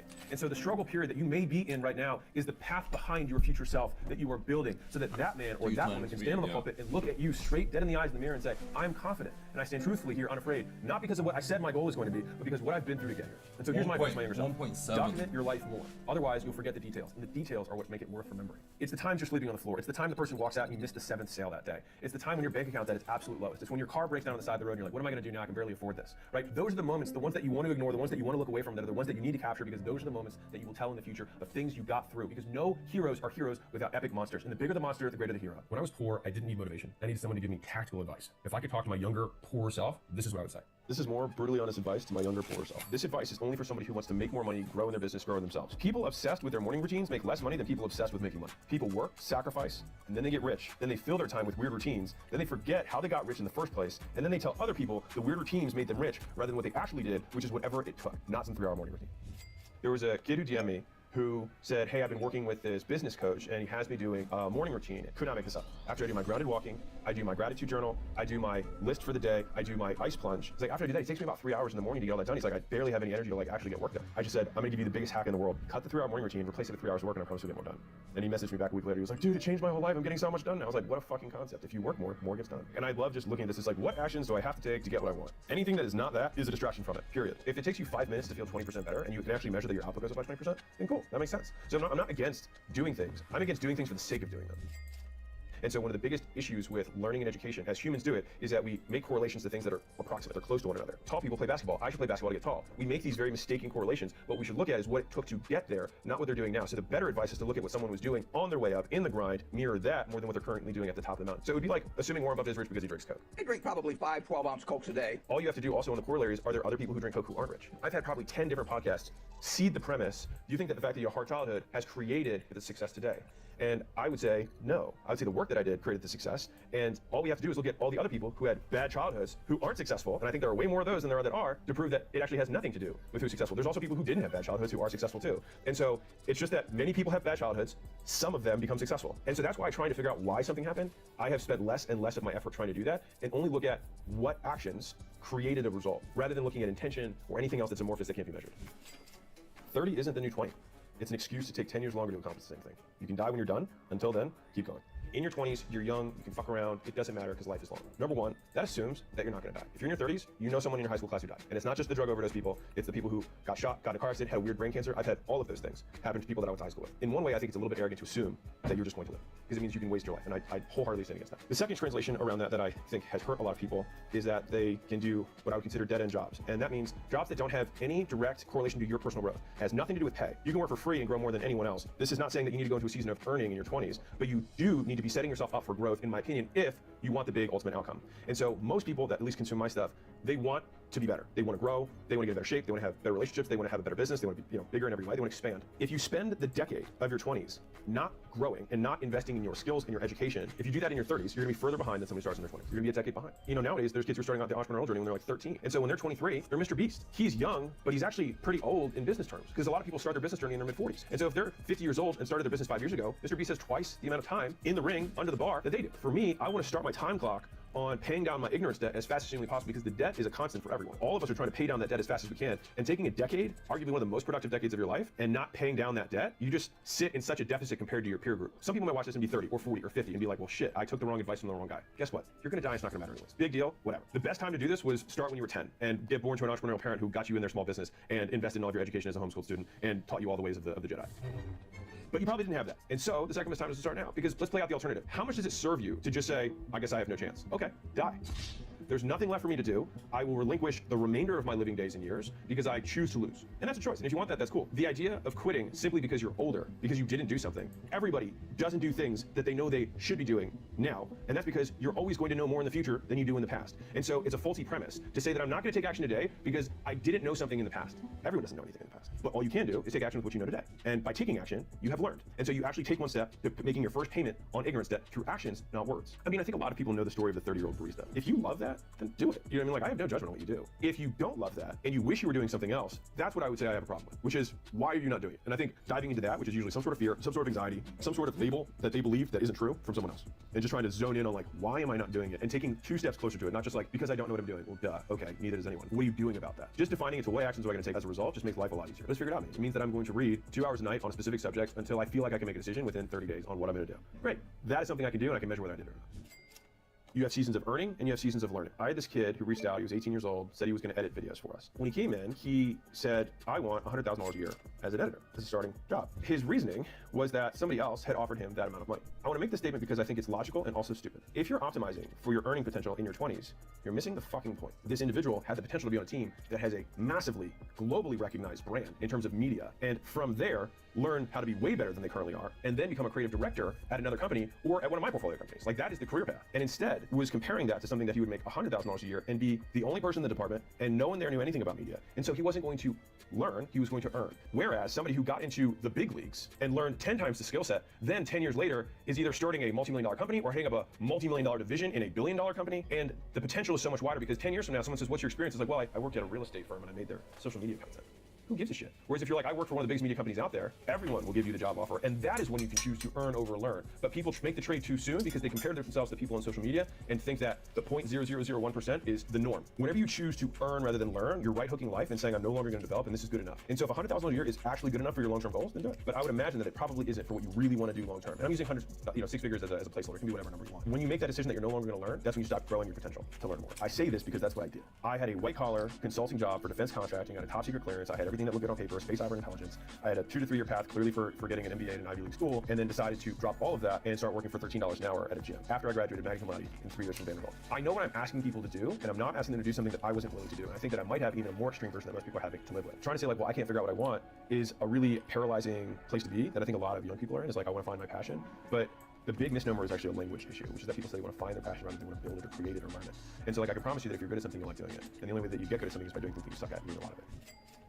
So let's say you make $50,000 a year. It costs you $950,000 a year not to know how to make $1 million a year. So how much is that education worth? Answer, the difference. The difference between $1 million and $50,000, which is 950 grand. If you learn how to make $1 million, the education is worth the difference. This is why education and information are the most valuable things that we can know. Elon has like lost everything and then gained it back. So many of the best entrepreneurs have stories where they lost it all and then gained it back. And so how is it that they can go to zero, back to $1 billion, where somebody starting at zero can't get there? Because they didn't lose the education. They didn't lose the learning. They had a bad role. And sometimes in business, you do make bets on markets, and sometimes they don't shape up. But you didn't lose, and a lot of times you actually gain in experience so that the next bet pays off even bigger. Everyone gets this wrong. The most expensive thing you ever pay for isn't your car, it isn't your house, it isn't your insurance. It's the information that you don't know but should. I mean, how many things can you think of right now that if you knew 10 years ago would have materially changed your financial outcome, your relational outcome, your physical outcomes? Probably a lot. What is the value of that information? Borderline priceless. And so the idea that we wouldn't invest in paying down that debt of ignorance that we owe the universe is just because we don't know who we're paying the check to every month for the things that we don't know, that we don't value it appropriately. The cost of success is the years of feeling like an idiot for things that you should have known by now. All the decisions that I made up to this point led me to here, and I don't regret my life, so I don't regret not knowing. I mean, if I started over, I'd be wealthier than I am now. You know what I mean? I can't go back in time, but if I could go back in time to talk to my 20-year-old self, and it wouldn't change the outcome of my life now because I would never roll that dice, is I would say there's two things that you don't understand that will massively change your life. You don't understand brand and you don't understand product. Because I was obsessive in my 20s on sales and marketing and what I would consider fast money. I had fast feedback loops. So I'd get better at sales and then I'd immediately make more sales. I'd get better at marketing, immediately make more money. And so I had this very fast feedback loop that gave me the misinformation or the false belief that this was the right path, but I was actually just playing the wrong game. Because it's kind of like in the Matrix when Neo says to Morpheus, so you're saying when I'm fast enough, I'll be able to dodge bullets? And he said, no, I'm saying when you're ready, you won't have to. Me being obsessive about sales and marketing was me trying to get faster and faster in the Matrix and not being the one and seeing the code for what it is, which is that if you make a product that's good enough, people will do the marketing and sales for you. If your brand is strong enough, people will make the association that they want to buy your stuff regardless of how good your copy and your headline and your landing pages and your conversion rate optimization and your media buying are. I kept getting really good at a game that if I knew how to master the big things that mattered would make those skills almost irrelevant. When $100 million offers came out in the book, I didn't make it for anything. I made it for me. And it was originally intended to be an internal document, and so I just wanted to make it exceptional. And what happened once I released it is what shocked me the most was that I posted once. I just said, hey, I wrote this book, hope you guys like it. And then we sold out in 10 minutes, and I was like, that's weird. The next month, more copies sold. And then the next month, more copies sold. And then the next month, more copies sold. And it's continued to sell more copies month after month after month for 2 years. And it's still #1 in its category on Amazon. And that was with zero paid marketing, purely off of people telling people about the book. And so when I saw how much leverage that was, that book sells thousands a day, not dollars, thousands of copies a day. I have never marketed anything well enough to sell 1,000 customers a day. Now, mind you, I've always had more expensive stuff that I've sold, but like I've never seen that kind of transaction volume. And the only way to get that kind of transaction volume is to have a huge amount of leverage. The leverage that product unlocked for me, or that understanding, was that if you make it good enough, and I love the saying, which is there's too big to fail, and I love the other, which is too good to fail. My headline for $100 million offers makes no sense. No one knows what $100 million offers is. And it's just like a picture of a $100 bill. It's a big purple book. Like, it actually makes no sense. But the contents of the book were valuable enough that people were like, just read it. And they said it so many times to so many people. And most people who, when I see the comments, I see the reviews, they say, I had 4 different people in the same month tell me in different groups that I should read this book. So I decided to do it, even though it looked hokey. And oh my God, this thing is unbelievable. And then they tell 20 people or 100 people. That was when I realized how much leverage spending more time up front on building a better product would unlock for me. What I used to do was spend 2 months building a good product and spend 2 years marketing that product with great marketing, rather than spending 2 years on a great product and then for the rest of my life not having to spend any dollars or effort on marketing so that it would sell again and again and again because of the quality of the product itself. And so that was the first lesson that my younger self needed to understand about business. And the level of detail that it takes to go from good to great is so much wider than people think it is. The difference between an 8 and a 9 is 10 times the work. The difference between 9 and 9.5 is 10 times the work. The difference between 9.5 and 9.75 is another 10 times the work. It's so much more effort. And honestly, when I was younger, I couldn't even comprehend the amount of work that I could do now. And for me, that amount of work is the amount of unbroken, focused time that I can stick with one task. I did not have that level of focus. I didn't have a strong enough no muscle. I didn't know how to turn down other things that would distract me for long enough. If you can count in terms of hundreds, like I can promise you, if you put 1,000 hours into something, it'll probably be pretty good. And most people spend like 100 hours on something. Or, I mean, that's shit. Most people spend even less time than that. You start a clock, when you start working, you stop a clock, when you stop working. You spend 1,000 hours or 2,000 hours on something. There's a level of detail because of the number of exposures you'll get to it, the crispy details of the product or the service that can only come from looking at that thing when it's cold, looking at that thing when it's hot, looking at it when you're angry, looking at it when you're sad, looking at it when you're inspired, looking at it when you're bored. You see it with different lenses, and then what happens is it just gives you so much more depth and context to whatever you're trying to build, that's the difference between mediocre products and excellent products, and it just takes time. And real quick, I spent 200 hours this year just making this one project for you, which is the $100 million scaling roadmap. And I broke up the stages of business into 10 stages. And you can identify where you're at by simply just putting in your business information. You go to acquisition.com/roadmap,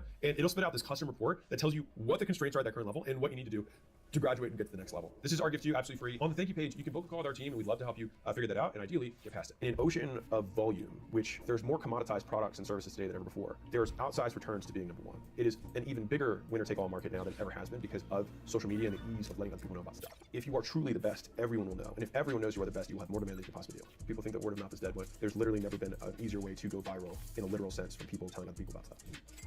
I said the second lesson was brand. And so I had to look at a company or brand as a learning tool, as what are people going to learn to associate my brand with, the tangible and the intangible ideas. There are many people that I associated with when I was younger that I would never associate with today. Even though I would say, well, I don't act that way, I don't live my life the way they live their lives, people would still make that association. If I did nothing but talk with porn stars on my show, people would still make a very different association with me. And so I want to embody certain values that I want my brand to associate with. And anything that is not those things, by default, detracts from it because it dilutes the association. Branding is like curating a garden, where pretty much anything but the flower that you're trying to grow there is a weed. Even if it's a daffodil, even if it's a sunflower, even if the flower itself is fine. Like I said, I have no issues with porn, the sunflower, whatever. But if I'm trying to grow roses, then anything that's not a rose doesn't belong. Being so vigilant about defending that garden of association and reputation gives you so much leverage, because the reason Warren Buffett now can just do deals that no one else can do is because his handshake means more than the US government. If he says he will pay, we know he will pay. If he says he will be there to insure your entire city, we know he will. He can do a deal on a one-page agreement for billions of dollars because people trust and they know that his reputation matters more than anything to him. And so trust is leverage for deals, it's leverage for sales. The first experience I had with having a strong brand was when we were probably a year and a half into gym launch. I launched what would become Alan, my software project. And when people heard I had launched a new thing, the clients that I had were sending screenshots of their credit cards to my customer support team saying, I don't know what it was, but if Alex made it, I'll buy it. And so all of the ideas and the obsessions around how I was going to market it and how I was going to position it, the thing that mattered most was what they had already received from me and how much I delivered on my first promise. And so when I realized that, I was like, all of this sales and marketing stuff gets you one sale. Delivering exceptional product and exceptional reputation around your products gets you every other sale after that. And you will always be able to sell the next thing provided you delivered on the first thing. And that's where there's this obsession with marketing because there's always more people to sell to. It's a very, in my opinion, tiring life. You always have to go get new customers. If you make sales to get customers rather than get customers to make sales, you make the customer the goal. And then you get to keep that relationship. And then next year you still have that customer. If you've got a customer just to make a sale, you have to go get another customer to make another sale next year. But if you make a sale to create the relationship with the customer, then next year that customer will buy again and the new customer will buy. And the third year you'll get the first 2 years and the third customer. And then that's how you create a compounding vehicle. And so both of those things, brand and product, are actually underlying one concept, now that I'm saying it out loud, which is I didn't understand compounding. I thought that it was normal to have to go out, bang doors, call phones, DM, run ads to get customers every single month. And that next month, I'm gonna have to get another 20 just to keep the lights on. Rather than having spent more time on my reputation and the quality of my product so that when I sold the first 100, they would never leave again. And then they would send me the next 100 and I wouldn't have to do anything. And then I would be able to fend people off and then I'd be able to raise my prices and be able to take people on my terms. But I didn't understand any of that. And part of that is because I wanted money so fast. And building a great product takes longer. Building a great reputation literally never stops until the day you die. Leaning into that lesson, the first book I launched, I think it did 2,000 or 4,000 copies sold its first month, something like that. The second book that launched 2 years later sold 250,000 copies in its first month, which for context, the average New York Times bestseller sells between 10 and 100,000 in its first 12 months. And we sold 250 in the first month. The only way that can happen is if the people who bought the first book buy the second book, and everybody they tell also buys. And that book still continues to sell at twice the rate of my first book today. Here's how to spot friends that are worth cutting.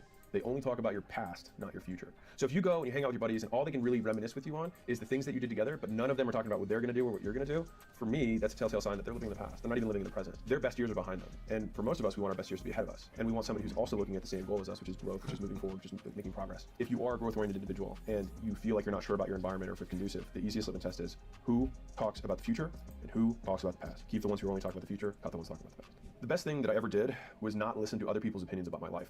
They don't want the best version of you, they want the version of you who best serves them. Now, when I first said this, I got flack from a bunch of parents. They were like, I really want the best for my kids. I was like, that's not true. You want a version of your children who serves what you think will make you look the best. Family, I would say, more often than not, has a closer alignment with your long-term goals than strangers do. And so it makes sense that family would have more aligned interests, but not completely aligned interests with you. Because the only person who has a completely aligned interest with you is future you. Keeping that as the litmus test of whose opinion I'm going to listen to, although it's more difficult, has ultimately been very fruitful for me. Because if you're looking at even two parents, you can just prove that concept by saying, okay, well, both parents want different things from me. Of the things that both parents want, which of the things help each of the parents individually out? Because I can promise you that the thing that one parent wants doesn't hurt them and help the other parent if they disagree. It's usually something that's more aligned with their worldview, their beliefs, or what they will get status from in their community for you doing. And so all of the things I just described have nothing to do with you. So why consider it? I'll say this up front. I hate why questions because who knows why. But I would say that if I had to make a guess on why we care about other people's opinions, it's because we've learned to care about other people's opinions. And when we're children, we learn to orient ourselves to the world through other people telling us what is what. Literally, when you're a kid, you point and then you say, what's that? And then they say this. And so you have to listen to other people on the way up. The problem is at some point you have to turn it off and say, some of the people I was listening to had no idea what they were saying. But you don't know they have no idea because you have a context to make a judgment. You have to learn to become human and then you have to learn to become yourself. And I think that at that turning point, you then have to analyze the beliefs that you've been given and then keep the ones that you choose. Most parents are risk averse rather than risk taking for their children. So we're willing to take more risk for ourselves oftentimes than our parents are willing to take on our behalf. And I think that's normal. They want to keep you alive. There's a lot of evolutionary drive behind that. And so they're playing not to lose, but if you want to play to win, you have to take different bets. I think a lot of younger people get really confused because they spend a lot of time talking about ideas and very little talking about doing actions. And so if you just define the world by only things that occur in it and not things that occur in your mind, there's a lot less noise. And so it becomes easier to see the forest for trees. Let's say I have an employee and I want to hop on a one-on-one and they said something in a meeting before. And I say, I think the intention behind your statement was that you wanted me to do this. And this is how I was feeling about your statement. And this is probably where you were feeling. Everything I just said is a complete waste of time because all I know is that they said this. And so just focus on the facts. And if you can do that, it actually makes living life a lot easier or navigating life a lot easier. At least it has for me, because those are the only objective truths. An easy frame for that is like, would it be admitted to a court as evidence? You saying you were offended is not evidence. John said this to Sally, these words, that's evidence, indisputable. And so just look at the things that are beyond reproach, look at the things that are indisputable, look at the things that are fact, that are observable, and the world gets a lot quieter, and you also realize that most people are full of shit and don't know what they're talking about. I mean, if someone was like, hey Alex, why did you get into business? I could make up an answer. It's just, how do we know it's true? Trying to figure out someone's intention is bullshit. If someone asks me, why did you get into business? I can make up an answer. Anyone can make up an answer. Why do you like making money? Why do you like sales? Why do you like marketing? Why are you good at this? I can make up any answer. All I know is that these things have occurred. And so we can look at my actions and we can look at the results. The rest of it, of which had what influence on what, like I can't relive my life and I can't run the experiment. And so trying to determine why, like was it because my mom didn't hug me? Was it because my dad hugged me too hard? Who knows? I can give anyone and someone will nod and say, great, because we trained ourselves to answer when someone says, why do you do that? You give the words and they nod and say, oh, that's interesting. But like, it doesn't mean it's true. And so I just try and skirt the whole conversation because there's no point. So when someone's like, well, I'm the type of person who, I'm like, just stop. Then they start using this label to decide whether or why they can or can't do something. I wouldn't be successful with that because I'm a neat freak. Why? Because you take trash out of your car regularly? Why does that have anything to do with whether you could do this or not? I used to think and told people I was bad at math until I was 25. Post-college, post-consulting job, all of it. And then I decided that I was not going to be bad at math. And so I was like, okay, well, I'm not going to use a calculator. And so then I started getting better and better at doing math problems. And then lo and behold, when I took the GMAT, I was like, okay, I have to study twice as hard for the math section. And I did just as well in the math section as I did on my verbal. But my whole life, I had said I was bad at math. And so I didn't study as hard because I was bad at it. Everyone who's listening to this has something they say about themselves. They're like, I'm not organized. I'm an early bird, right? Like we have these labels we give ourselves, but like, why do we have these labels? Like if you needed to wake up early, fuck wake up early. If you need to stay up late, you stay up late. The labels change our behavior more than we change the labels. I really abhor labels overall because I feel like it limits my action. When I get on podcasts and I have talks and people try and label me, you'll probably actively see me break the label almost every time because I'm really aware of it. But a lot of people aren't, and I don't think people do it on purpose in a bad way. I just think that they will speak things over you, which is why I hate going home. Because no one speaks shit over you more than your family and the people who knew you in high school. Alex has always had a short temper. You're a hothead. Literally. People from home describe me that way. I was like, okay, I'm a hothead. They will say that. And then I feel like I have to really put up my mental like defenses to be like, this is not true. Here's the evidence that this is not true. What would a hothead do in these scenarios? That is not the way I behave, therefore. Right? And I have to basically unwind that shit whenever I go there. And so that is why I've been an advocate of like, if you want to change your behavior, change your environment, because they're not going to reinforce labels that you then also perpetuate in your own mind by the actions you take as a result. And the only reason they want to label is because it's shorthand for other people to understand, not because it's true. They just want to say he had a bad childhood. And so they take your whole life and they say bad. That's not true. There's more nuance to it. I prefer to think of ideals and think of taking steps towards those ideals. And since ideals are not binary of like he is courageous or he is not courageous, but how courageous is he or how patient is he, not impatient or patient, but how much, then I know the values that I want to embody, and then I just take steps towards those every day with the actions I take. My success can be boiled down to elimination of distractions, getting started, getting better, and never stopping. Here's how to do that. There's 4 steps. Eliminate distractions, get started, get better, never stop. Number 1, elimination of the things that are distracting you. When I was young, my father gave me this advice. Rich people buy time. Poor people buy stuff. Ambitious people buy skills. Lazy people by distraction. I can give you the first and easiest 2025 prediction. Look at what you spend money on, look at your calendar, and wherever you invest is what you will get more of. So many people are surprised when they look at their bank account next year and it's lower than they want it to be. They look at their accomplishments from that year and it's not the things they set out to do. But when you look at their calendar and their credit card expenses, it's very obvious why those things didn't happen. Because we vote with our dollars about the things that we care about. We vote about the type of person that we want to become. And as the first thing that you can do today for next year is actually comment below this video, and I rarely ask for this, the thing that you're actually going to do today. Not what you're going to begin doing next year or what your resolution is going to be, but if it's important enough to do for future you, it's certainly important enough to do for current you, because current you, by the way, is the only you that's ever going to enjoy life. I'll give you this story. So I remember when I was a few years back, I was walking with Layla and we went to Sephora, which is like a makeup store. So we walked inside, I'm sitting, standing there awkwardly, because I'm like, I don't know what I'm supposed to do here. There's this lady with the smock who like helps out, and she had these 2 girls who were young. They must have been maybe, well, about this old. I'm guessing between 9 and 40, who knows. She's leaning over and she has these 2 paintbrushes in her hands, and she says, okay, girls, now that you guys are women, you need to start budgeting for this stuff because you're gonna be spending money on this every single month to do your makeup. And so the girls grabbed them, they were super excited, and they went to go check out. And I saw that exchange as actually a really beautiful lesson when it comes to identity. Our priorities we dictate by what we spend, not by what we say. These girls, because they wanted to step into this new identity, had to match it with new priorities. So they had money, or they had saved up their shekels, or whatever they do for chores or babysitting or whatever. By doing that, they had to start prioritizing some of that money towards their new identity from girls to women. But the thing is that many people who want to start next year think, okay, well, I'm just gonna see if this happens. But it doesn't work that way. You have to basically make the decision that this is the type of person that I want to become, and then these are the actions that that type of person would take, and then we align our calendars and our budgets in accordance with that, so that the investments we make yield the results that we want. But the thing is that people want to say, hey, wouldn't it be great if I owned Apple, but they never buy the stock? If you want to be that version of you need to start buying stock in that today, both by paying in time and paying in money to vote with your dollars about what you truly care about. And the reason that I'm hitting this so hard is that it's never been easier than it is today to be successful. It's also never been easier to be distracted. So along the theme of investing in the things that matter most, the first thing we do is we eliminate all the stuff that sucks. I define commitment as the elimination of alternatives. If you get married, you eliminate all people of whatever sex you're married to that are not that person. Actually, you eliminate everyone who's not that person independent of sex, right? That is a commitment, right? If you enter into a partnership and you say, I'm not gonna do any business besides this business as part of the terms, then you've eliminated all alternatives. And so if you want someone to commit, ask them to eliminate everything else that's not the main thing. These are all the things, a laundry list of things that are probably not your main thing that very likely are getting in the way. And these are the most common things that I see in my DMs, that I see in my comments from people who are not getting where they want to go as fast as they'd like to get there. First big category is bad friends. So if you want better friends, get used to seeing them less. Better friends are busy friends. So I remember when I started working more, and some of the friends that I had were a little bit more ambitious, I started realizing that the people that I liked the most, I actually didn't spend as much time with, and the people that were always available were the ones that I didn't want to become more like. Here's 5 questions you should consider when thinking about whether to keep a friend in your life or cut them. Question number 1 is, if someone told you that you're a lot like your friend, would you take that as a compliment? Second, are you truly fulfilled by the friendship, or is it just someone to keep you from being lonely? Third, are you able to be unapologetically yourself, or do you feel the need to act differently to please that friend or to be around that friend? Fourth, do you like who this friend is right now today, or do you like the idea of the friend and who they could be someday? And then finally, 5, would you want your future or imagined child to be friends with someone like this person? And I think it's a really wonderful litmus test because it forces you to take a look outside of yourself in order to have perspective from a third-party angle on the true quality of that person. But the reality is that rare people are by definition rare. It's normal to have fewer of them. And so if you only have a few friends or one good friend, then that's normal if you want rare and exceptional friends. If you have many friends, it's far more likely that the bar for your friendship is too low.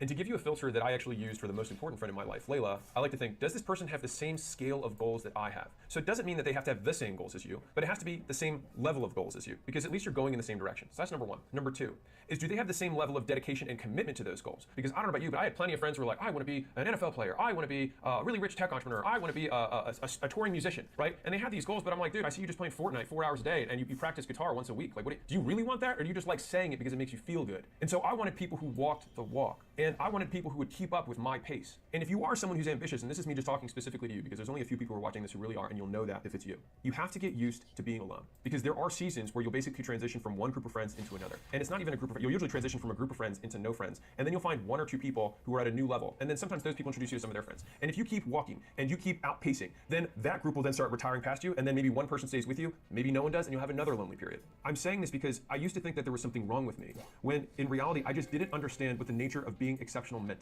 And so I'm saying this purely from a definitional perspective. To be exceptional means that you are the exception. It means that you are not normal. And so it's normal for normal people to find you abnormal if you do things that are not normal. Don't let people who have mediocre goals deter you from taking actions that make you great, because it makes you different. Realizing that I thought most people actually made no sense. They say they had these goals, but they took no action. And they called me work obsessed, and they would tell me I should take time off. And they're like, hey, you're not as cool anymore. You're not hanging out with the boys. Like, why aren't you participating in the fantasy league? Why aren't you watching football on Sunday with us? And for me, I actually used to love watching football with my friends. It was actually one of my biggest things that I look forward to. But the thing is that like I needed that Sunday because I had to prep workouts, I had to prep the music list for the next day, I had to run billing, I had to do all this other work. And the thing is that like I looked at that football game and I was like, my goals are more important to me than this. And so I think that a lot of people don't actually look at themselves in the mirror and say, like, 1 year from today, will I remember this football game? Or will I remember the fact that I'm not where I said I wanted to be? And to me, that was significantly more painful. Now, this is an uncomfortable fact for a lot of people. Your ability to delay gratification is actually a function of intelligence. And so your ability to learn at a longer and longer delay is something that comes, I mean, we're talking from primates all the way up. And so basically, if you want to teach a monkey how to do something, you have to say, hey, do this thing, and immediately give them a reward. And the longer that period goes on, the less trainable they are. The sign of intelligence is that you can actually expand the reinforcement window and they can still abstract it back to the original action. If you want to practice intelligence, then being able to actively delay your need for a result or reward from the work you do will make you a more intelligent person, because your rate of learning will actually increase, despite the fact that your reward rate will decrease in the short term. And so to give you full transparency on what 2025 might look like if you accomplish your goals at the end, you might have a different friend group or no friends at all for a season. Because you don't become like the people you admire, you become like the people you want to impress. Harvard made this wonderful study years ago about the best predictor of someone's long-term material success was what they called their reference group. Now, this has been misquoted in places by the 5 people you spend the most time with, but it's actually the 5 people you compare yourself to. And that's a very big difference. Now, I want to take it a step further because I think to myself, what are the things that affect our behavior? And so it's really about the people that you want to impress, not necessarily even who you compare yourself to, because it's the people whose voices you hear when you're about to make a big life decision. And so when you make a big life decision, you don't listen to the people closest to you. You should listen to the people closest to your goals. And some of them may not be in your neighborhood or your city or your state or your high school or your college. They might just be people you follow on the internet. And you have to abstract, what would that person think about this decision? Not my mom, not my homie, not my uncle, or that person at church. And so I think this is a great transition of thinking through, instead of necessarily even having mentors, having heroes, and transposing what you think their decision-making calculus would be onto your life. And so what's interesting is that I will have conversations with entrepreneurs and they'll say, hey, here's my current condition, this is my desired state, this is what I perceive my obstacle to be. And I say, okay, well, what do you think? And they're like, well, I think you're gonna say I should do X, Y, and Z. And I'm like, you're right, why aren't you? They're like, well, and the thing is that basically what they answer with after that well is, in essence, other people's opinion who aren't at the place they want to be. Here's the uncomfortable truth, which is that winners focus on winning. Losers focus on winners. And you never receive hate from above, always below, because winners have their eyes on the goal, not on other people. And so you have to decide whether you want to be a loser or a winner. And I'm just being real with you. What this looks like in reality, and maybe for you in 2025, will be like this. First, you look like an idiot to everyone else while you try to figure it out. Then, everyone else looks like an idiot for ever doubting you. Seasons. And so everyone takes a different amount of years to stop giving a fuck about what everyone else thinks. And if you're going to get there eventually, you might as well start today and enjoy the benefits longer. So if I'm 85 years old, I think about what that man cares about. And that man cares about very, very little. all you have to do is talk to an elderly person or a grandparent and be like, what do you think about this? A lot of people are like, who cares? Like, doesn't matter. Life is literally too short. They literally don't have time for it.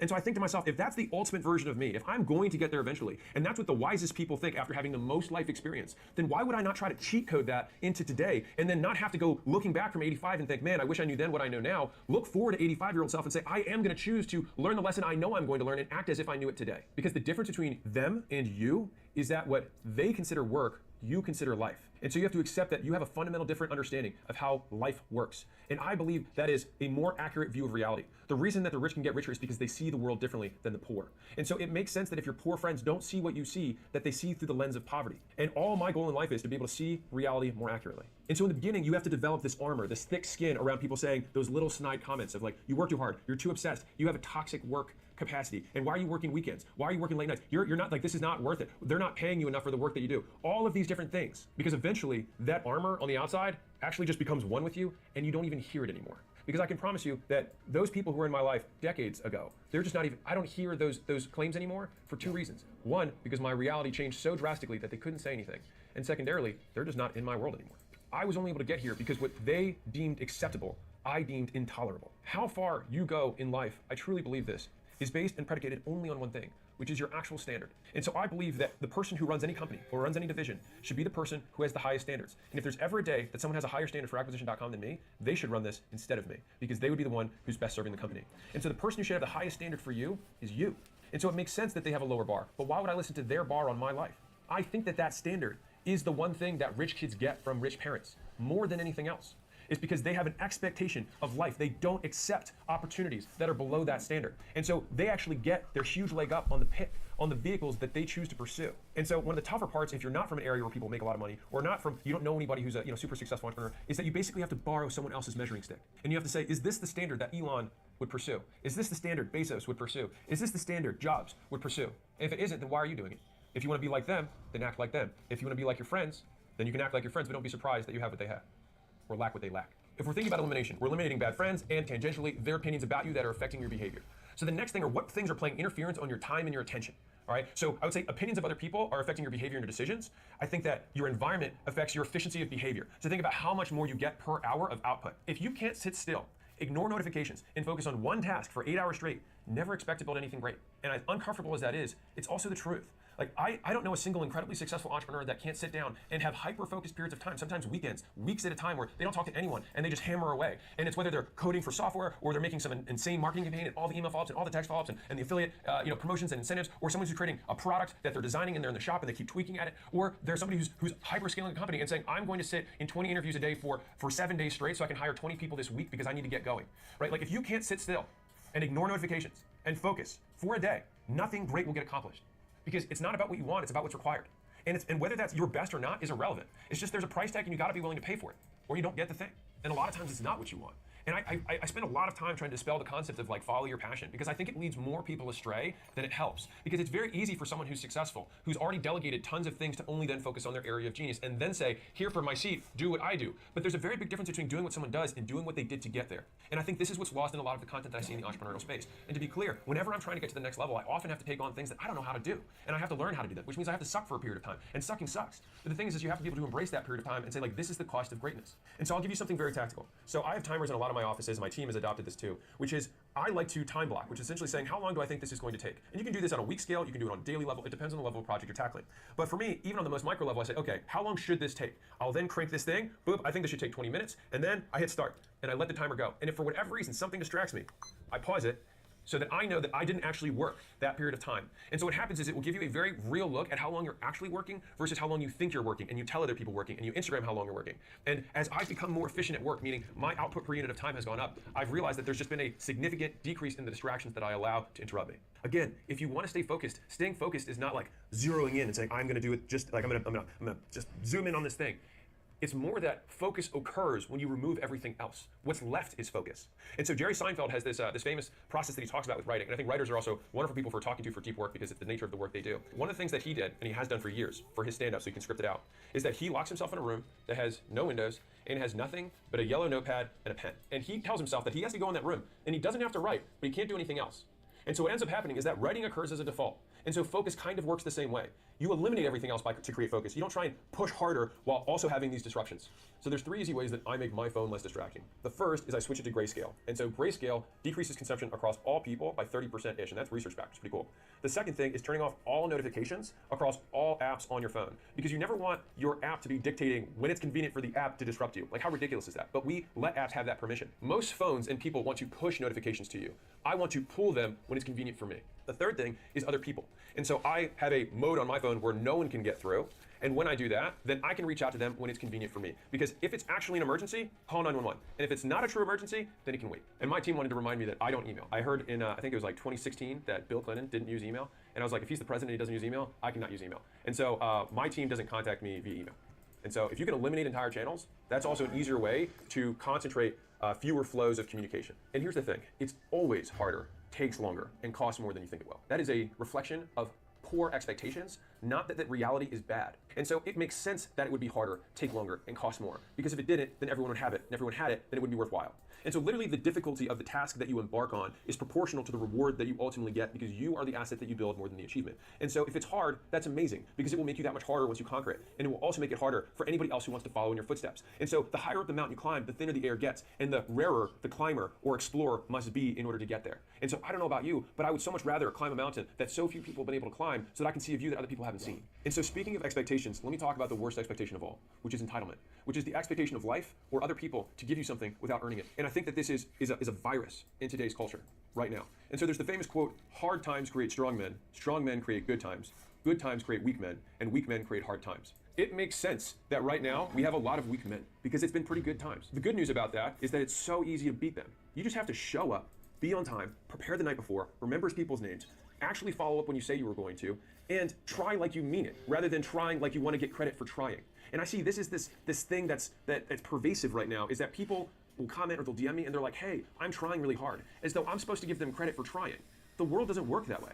It gives you credit for achieving. And the reason that you want credit for trying is because you want it to cost less, take shorter time period, and be easier. And so if you restate your complaint about the difficulty as, oh, I have false expectations about the ease or the price tag of this goal, then all of a sudden you realize that the only real problem was that you expected it to cost less. It's like going to the store and being like, oh, I've got these Jordans that I really want to buy. I got $50. I'm so excited to buy them. You go to the store and see that they're $300. At that point, you can just say, Jordans aren't for me. Or you can say, oh, I will have to keep working and keep saving so that I can afford this. And so it's a lot about affording the goals that you want to achieve. And a lot of things that we have to spend in order to get them is the time and the rejection of not achieving what we want on the timeline we originally thought. Like, what makes success hard is that the expectation that society puts, because we only see the highlight reel, you actually only see people after they finish the race. People think success is like watching a marathon, not running a marathon. When you watch a marathon, you look at the beginning and you look at the end. It only takes you a couple of seconds to see both of those. But running a marathon is 4, 5, 6 straight hours of breathing heavy, wondering when it's going to end, counting, starting to play games in your mind of like, okay, I'm 2/3 of the way there. I'm two more quarters of that. I'm only 1/5 of 1/8 of the way there. And you keep doing this to play tricks on your mind to keep going.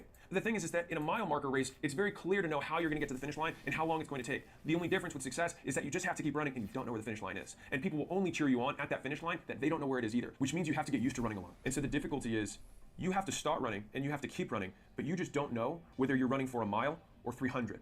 And so this is where the pacing is important. So a lot of people will run really hard. They'll think, because they only saw the beginning of the marathon on TV and the finish of the marathon on TV, that they can just sprint because both of those clips only lasted a couple of seconds. So they start their marathon of success of whatever it is they're going after by sprinting as hard as they can. And then they realize that there's no one around and there's just a bunch of open road ahead of them. And they're like, how long is this going to take? And that's when reality sets in. And so I make these videos to say that a lot of times it's going to take longer. So one of the big nasty things that you have to eliminate on this path is the identity that you have about yourself, the isms that you claim.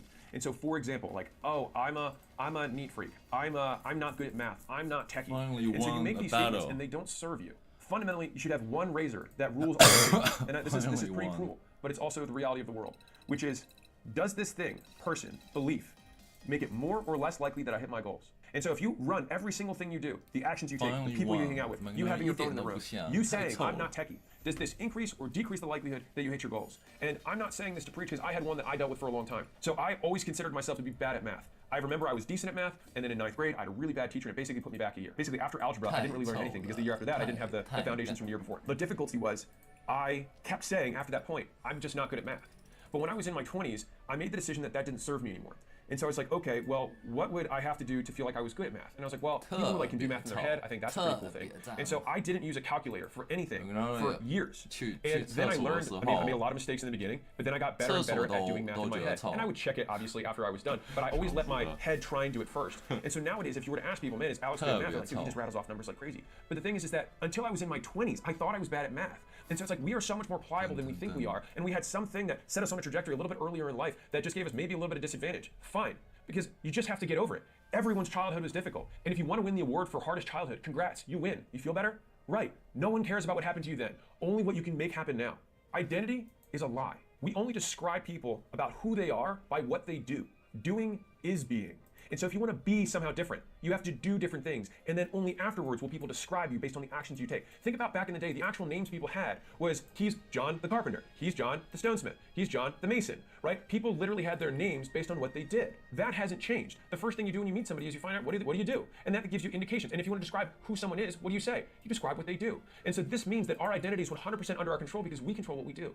And then only after the fact will other people describe you in that way.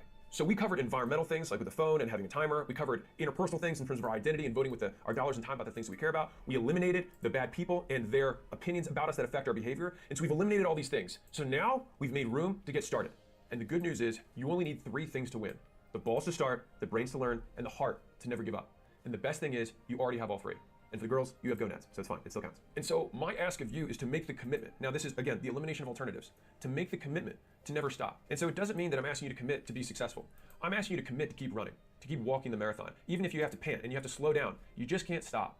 And so the best way to hit next year's goals is to not wait until next year to work on them. It's to start now. Because I'll tell you this, if you feel like you need a special occasion to begin making your life better, then it assumes that a special occasion must always be there for you to want to improve yourself. It shows that you don't think today is worth improving. And so that means that you typically will always cast forward when you think things are worth improving. And so the easiest way to vote with your action is to make today the only day that is good, because it's the only day you have control over. My hot take, which shouldn't be, is you don't have to wait until January 1st to better yourself.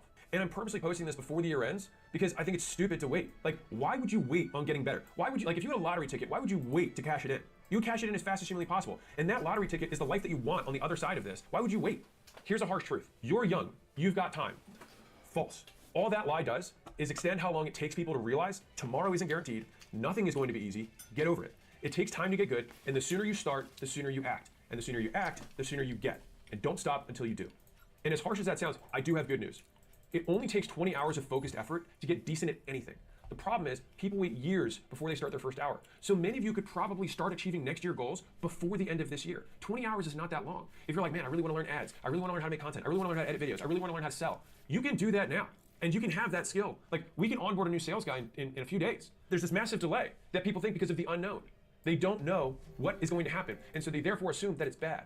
And so the reality is that most people don't like surprises, even if they're good ones. Have you ever heard people like, oh, I don't like surprise parties? It's a fucking party. Why would you hate a surprise party? That's in your favor. You hate it because you don't like the unknown. And so it's a really good thing to test for yourself, which is, why would I hate a good surprise? You hate it because there's a possibility that the surprise is negative. But on a long time horizon, 85-year-old you isn't even going to remember it to begin with. This is going to be a weird one for you, but just stay with me. If you've ever been so drunk that you're throwing up and you think to yourself, man, I'm probably not going to remember this. The good news is that once you do succeed, that terrible period of vomiting or whatever the difficulty is that you're going through, it'll actually compress in your mind. And so as difficult as it may seem in the moment, it actually doesn't stay with you. All you'll have left is the thing you accomplished. You won't remember the work that it took to get there. There'll be a significant discount on the punishment you endured. I tend to have a bad habit of really not looking back very much. And so I occasionally will go through my photos and I am reminded about all of the mistakes and the detours that I took along the way to where I wanted to go. And I'll tell you the story that my father told me when I was very impatient. He said, listen, you think that this is taking too long for you to be successful. He said, do you know how long it took me to become a doctor? And I was like, no. He said, well, so my father's Iranian and he left the country to get educated. And there was a program for anybody who's Iranian that the government would pay for your schooling as long as you came back with the education. Now, the revolution occurred during the time he was away, so he actually never got to go back. He went to France, Paris, to try and enter medical school. Only problem, he didn't speak French. And so he's trying to do pre-med in another language as someone who doesn't even share the same alphabet. And so he failed that year. He then took the second year. He tried again because you're allowed in France, it's a different system. You can just basically try as many times as you want. He started again. And the second year, he failed again. And then he talked to his brother and he's like, I don't know if being a doctor's for me. Like, I just feel like, imagine this, like failing 2 full years in a row. And his brother said, hey, why don't you go to Belgium? Change the environment, different school, different people, go there. So he went to Belgium, and then his third try, he made it past his first year. Now, mind you, at this point, he had 2 years of learning French, and so he was able to finally actually understand what the professor was saying. So was it that he wasn't smart enough to understand how to become a doctor, or was it that he just had other skills that he lacked along the way? And so a lot of people right now are judging the fact that they didn't succeed because they somehow think it's some innate trait. I'm not smart enough, I'm not good enough. But sometimes you just lack some prerequisite skills, right? Like if you're like trying to learn calculus and you've never done arithmetic before, it's gonna be really hard, right? Dare I say, impossible. And so if you jump straight into calculus, you're not gonna win. So sometimes you have to take 2 steps back in order to build the foundation to get forward. Now, I'm gonna keep the story going. So he then graduates in 7 years, that's how long it takes. The actual medical school system is different in Europe. They actually do college and the next degree all is one thing. So 7 years later, he graduates. Okay, then he's this Iranian dude, can't go back to his own country, meets a girl in Belgium, she says, I'm from the US, and so he comes back to the US with the lady who would eventually become my mother. And when he's in the US, his doctor, his MD, doesn't apply here. So he then has to basically do it again in the United States. And in order to do this, you have to get a residency. Now, getting a residency as someone who's a foreigner back then was pretty tough. And so it took him 2 years where he had to basically work minimum wage jobs. He was like, he had to like run slides, like radiology slides back and forth as like a runner, a courier, when he was a full surgeon. But he couldn't do it here in the US. And so imagine how emasculating it is, right? Where your wife comes back, she was a US citizen and had all this other stuff, right? And she got her internship immediately because she was US and she was a girl, whatever. And my father didn't. And so he then had to do 2 more years where he didn't have progress. So he told me this whole story, and then eventually, obviously, he got the residency, and then he was able to get in the path. But if you look at that, he basically had 4 or 5 years of his life where there was basically no net gain in progress towards his goals. And so he's telling me this story when he's 50. And he's like, look at my life now. He's like, no one knows. He's like, no one asks me how long it took. They just know what I have now and what I can do now. And so you have this idea that it should take a certain period of time. It should only last this long. It should be this level of difficulty. But the thing is that level of perseverance, when he decided to go out on his own and start his own practice, rather than and left the practice that he was working in, he then didn't know anyone. And he still had a heavy accent, was a new guy in a new area, and it took him time to build up. And what did he do? My dad learned how to be a general contractor. He built his own surgical center because he couldn't afford having these outsourced third parties that charged $250,000 to build a surgery center. He built his for a fraction of that. And so it was my dad going to Home Depot, measuring and figuring these things out as a full plastic surgeon. It's not about the resources you have, it's about how resourceful you're willing to be. Right now, getting started is 100% under your control. And I love taking this frame, which is that every self-made billionaire is self-made. Now, if you're like, wait, there are billionaires who aren't self-made. Right, that's why I didn't say all billionaires. Every self-made billionaire is self-made. And every self-made millionaire is self-made. And here's the one people hate. Every self-made person in poverty is self-made. Now, that may make you feel uncomfortable. And you know what? You may be right. You probably did have more disadvantages. You probably did have things that worked against you. And now what? You're right. So that's it then for you. The rest of your life will never go the way you want it to go. The harsh truth here is, if you want to feel better, blame others. If you want to get better, blame yourself. And so my father told me that story multiple times in my life, as I'm sure your fathers have told you stories multiple times in your life, or you had a parent or an uncle or a brother, and they told you those big, meaningful stories. And so I'll tell you another time he told me it. So after I lost everything for the second time, think about, like, I tell the story, but it's very easy to gloss over. But think about this. I had left my job, went to a new area, didn't know anyone, started a gym, didn't have enough money to have an apartment, slept at my gym, just grassroots got it going, made the gym successful by working there every hour of the day, was finally successful enough to be able to open a second location, a third, a fourth, a fifth, a sixth, finally feel like I tasted success, like I'm actually doing something, I'm actually pretty good here, like that bet that I made actually paid off. And then I lose it all. And so I sell all those locations, I put the money in a new thing, and then it's gone. And so I could look back and say, wow, I just spent all those years and I actually have nothing to show for it. The only thing I would have had to show was the money that I made. But my father retold me that story. And he said it was never about the amount of failures he had. It was about the education that he had. And so one of the other repeated fatherisms that he gave me was that education is the only thing that no one can take from you. The skills you have, the skills you acquire along the way are the only thing that are truly yours. There's nothing else in this world that actually belongs to you.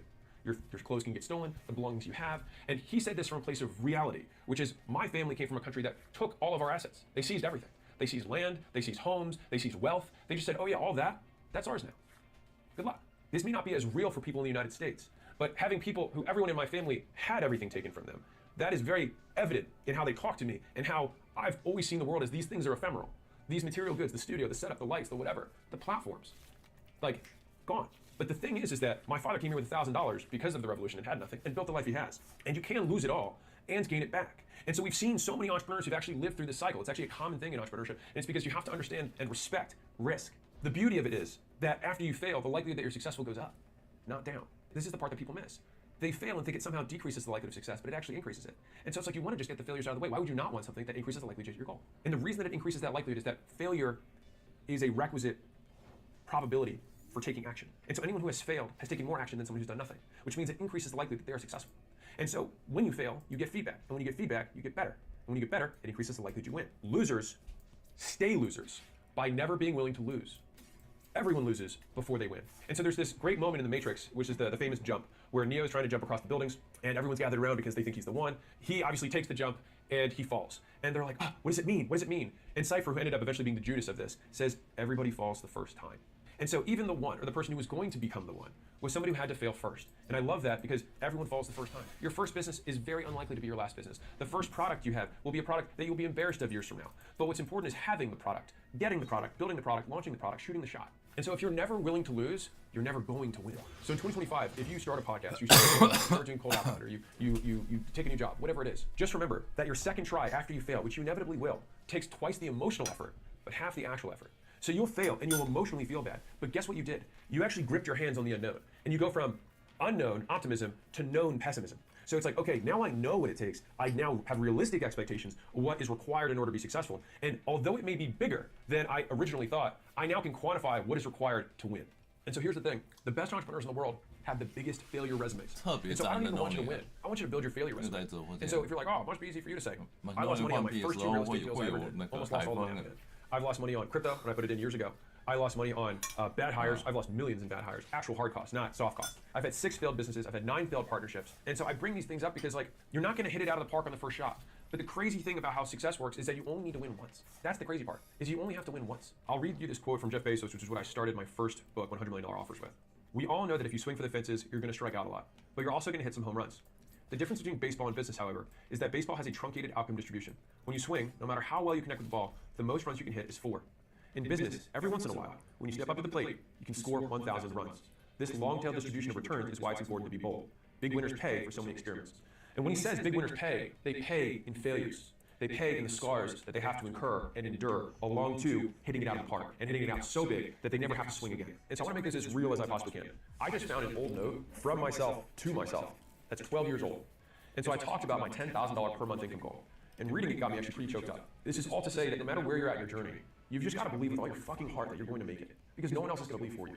Because you can never expect someone to invest in you more than you invest in yourself. And the crazy thing is, some people say they'd kill for a shot or they'd die for a chance, when in reality, they wouldn't even wake up 60 minutes earlier for it. So we've eliminated the distractions, all of the things associated with not doing this stuff. And now, hopefully, I've removed some of the mental BS around getting started. And so now, once you start, you got to get better. Connections, money, looks, intelligence, those are all great. But you can beat someone with all of those things if they have only one trait: an insatiable desire to improve. No matter where they start, it's hard to beat someone who improves every second of every day without giving up.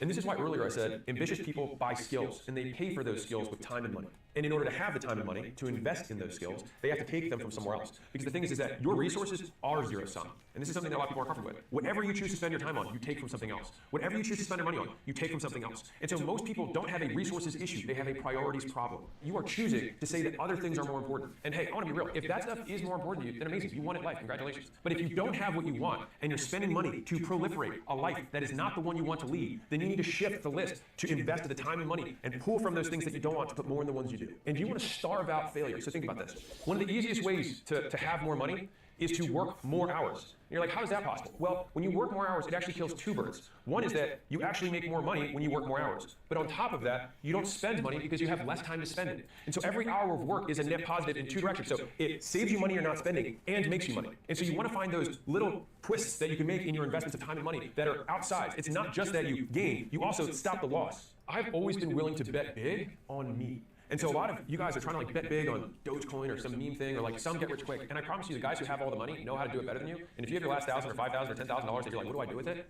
Bet on you, because you'll never sell you. You're a long-term hold, right? And so if you get better, you guarantee to win. And every investment you make compounds. You guarantee compounding because every skill stacks on top of other skills. Steve Jobs talked about how when he went to college and learned calligraphy, it was the reason that fonts showed up in the Mac later. And so he talks about you can only connect the dots looking back. You want to double down on investing more into you getting skills. And I'll tell you something that you probably don't know. So I spent $10,000, and I only had $50 saved up after years of being a consultant. So I had $50,000 saved up, 23 years old, it was my life savings. I spent $10,000 to get a gym coach. I joined a mastermind for gym owners. Fun fact though, I didn't have a gym, but I figured if I go to a mastermind of gym owners, I'm going to learn so many of the things that they made mistakes on when they started the gym. They're going to have opinions on how I should lay out the square footage, what locations I should pick, what model I should use. And so rather than saying, oh, I'm just going to find out all these failures on my own and take 5 times as long, I was like, I'd rather pay $10,000 to pull 5 years forward into the present. And so I was able to get that first location up and profitable and outsourced by month 9. Now, some of the guys in the mastermind were at year 5 and still hadn't done that. I pay down my ignorance tax as much as I possibly can because the cost of you not being able to achieve your dreams, the price is ignorance. And the debt that you pay is the distance between where you are and how much you'd be making if you knew how to do it. I've told this story before, but I think it's something that's so ingrained in how I think in terms of how I price what I'm willing to pay in time or money. And before I tell that story, I move geographically whenever I see an opportunity to get around someone who's better than me. And so when I want to learn fitness stuff, I moved to an area where I knew there was other fitness entrepreneurs that I was like, well, maybe I'll be able to hang out with them a little bit and I'll learn a little bit there. And I went to a city I didn't know anything about. I didn't know it. And when I wanted to get in the gym space, I said, well, California is like the capital of fitness, SoCal, so I'm going to move out to Southern California because the best guys will be there. And if I can win there, I'll be able to win anywhere. And so I moved out to California without knowing anyone. Whenever I've had these big transitions in my life, it's not only being willing to bet with my money and bet with my time, but also bet with my geographic location. I'm willing to risk losing the relationships that I had to gain relationships that I need. And so 2025 for you might mean that you have to leave where you're at. And that could mean across town, but it could also mean across the country, or even across into a different country. It may mean that you're going to take all this money that you used to spend here and spend it in an entirely different way. You probably are going to have less stuff. And that's okay, because that stuff only deteriorates, only gets worse, but you will only get better. Don't invest in Dogecoin. Don't even invest in the S&P 500. Invest instead in the S&P 500. Invest in you because you will always beat a 10% return in the stock market. And if you think that Dogecoin is going to outcompete your personal growth, you're never going to win. Anyone can get rich fast, as long as you're willing to make no money for a long period of time while you work to get good enough to get rich fast. And so I told you I'll tell you that story. The story goes like this. A guy is actually using this as a sales close to an audience. He wrote $1 million on a whiteboard in front of an audience. And so then he called out to a lady in the front row. He said, how much do you make now? And she said, $50,000. And he said, okay, well, right now, you pay reality $950,000 every single year for not knowing how to make $1 million. And when I saw that, I realized that the value of the skill of making $1 million is the difference between what I'm making and what I could be making. And people wildly undervalue how much more they could be making once they have a skill. And so if you're the type of person who can actually follow instructions, show up on time, smile, be able to fail, and keep going, virtually all education will net you a positive yield. Because let me ask you a question. Would you pay $950,000 to make $1 million and be able to make $1 million every year? Well, that would be an insane deal. You pay it once and you get the skill forever. So every year after that, you make $1 million a year? Well, of course you should. Now, once you make the $1 million a year, are you willing to give 100% of what you make to make $10 million a year? Of course you should. And that's why education is by far the highest return. You can learn how to make $1 million a year for probably close to $200,000 a year. And you're like, well where do I spend it? You'll spend that on conferences, you'll spend it on seminars, and it'll likely be in $2,000 to $5,000, sometimes $30,000 chunks. But for some reason, you're willing to spend this on some academic who hasn't been in reality for 20 years because they're on tenure and thinks that the world is just going to hand you stuff because that's their reality because they're government funded. Or you can pay money to people who live in real private businesses who do this stuff for a living. And here's the thing. I have never paid for education and not gotten more than what I paid for. Now, I don't want to conflate that with the fact that I paid for things that I didn't think was worth that money to other people. But I always ask myself, okay, number one, how can I become the best student who's ever gone through this? How do I become this person's #1 success story? And I've told every program, every partner, every vendor that I've ever worked with, I will be your biggest success story. And so the reality is, once I am their biggest success story, is that because of them or because of me?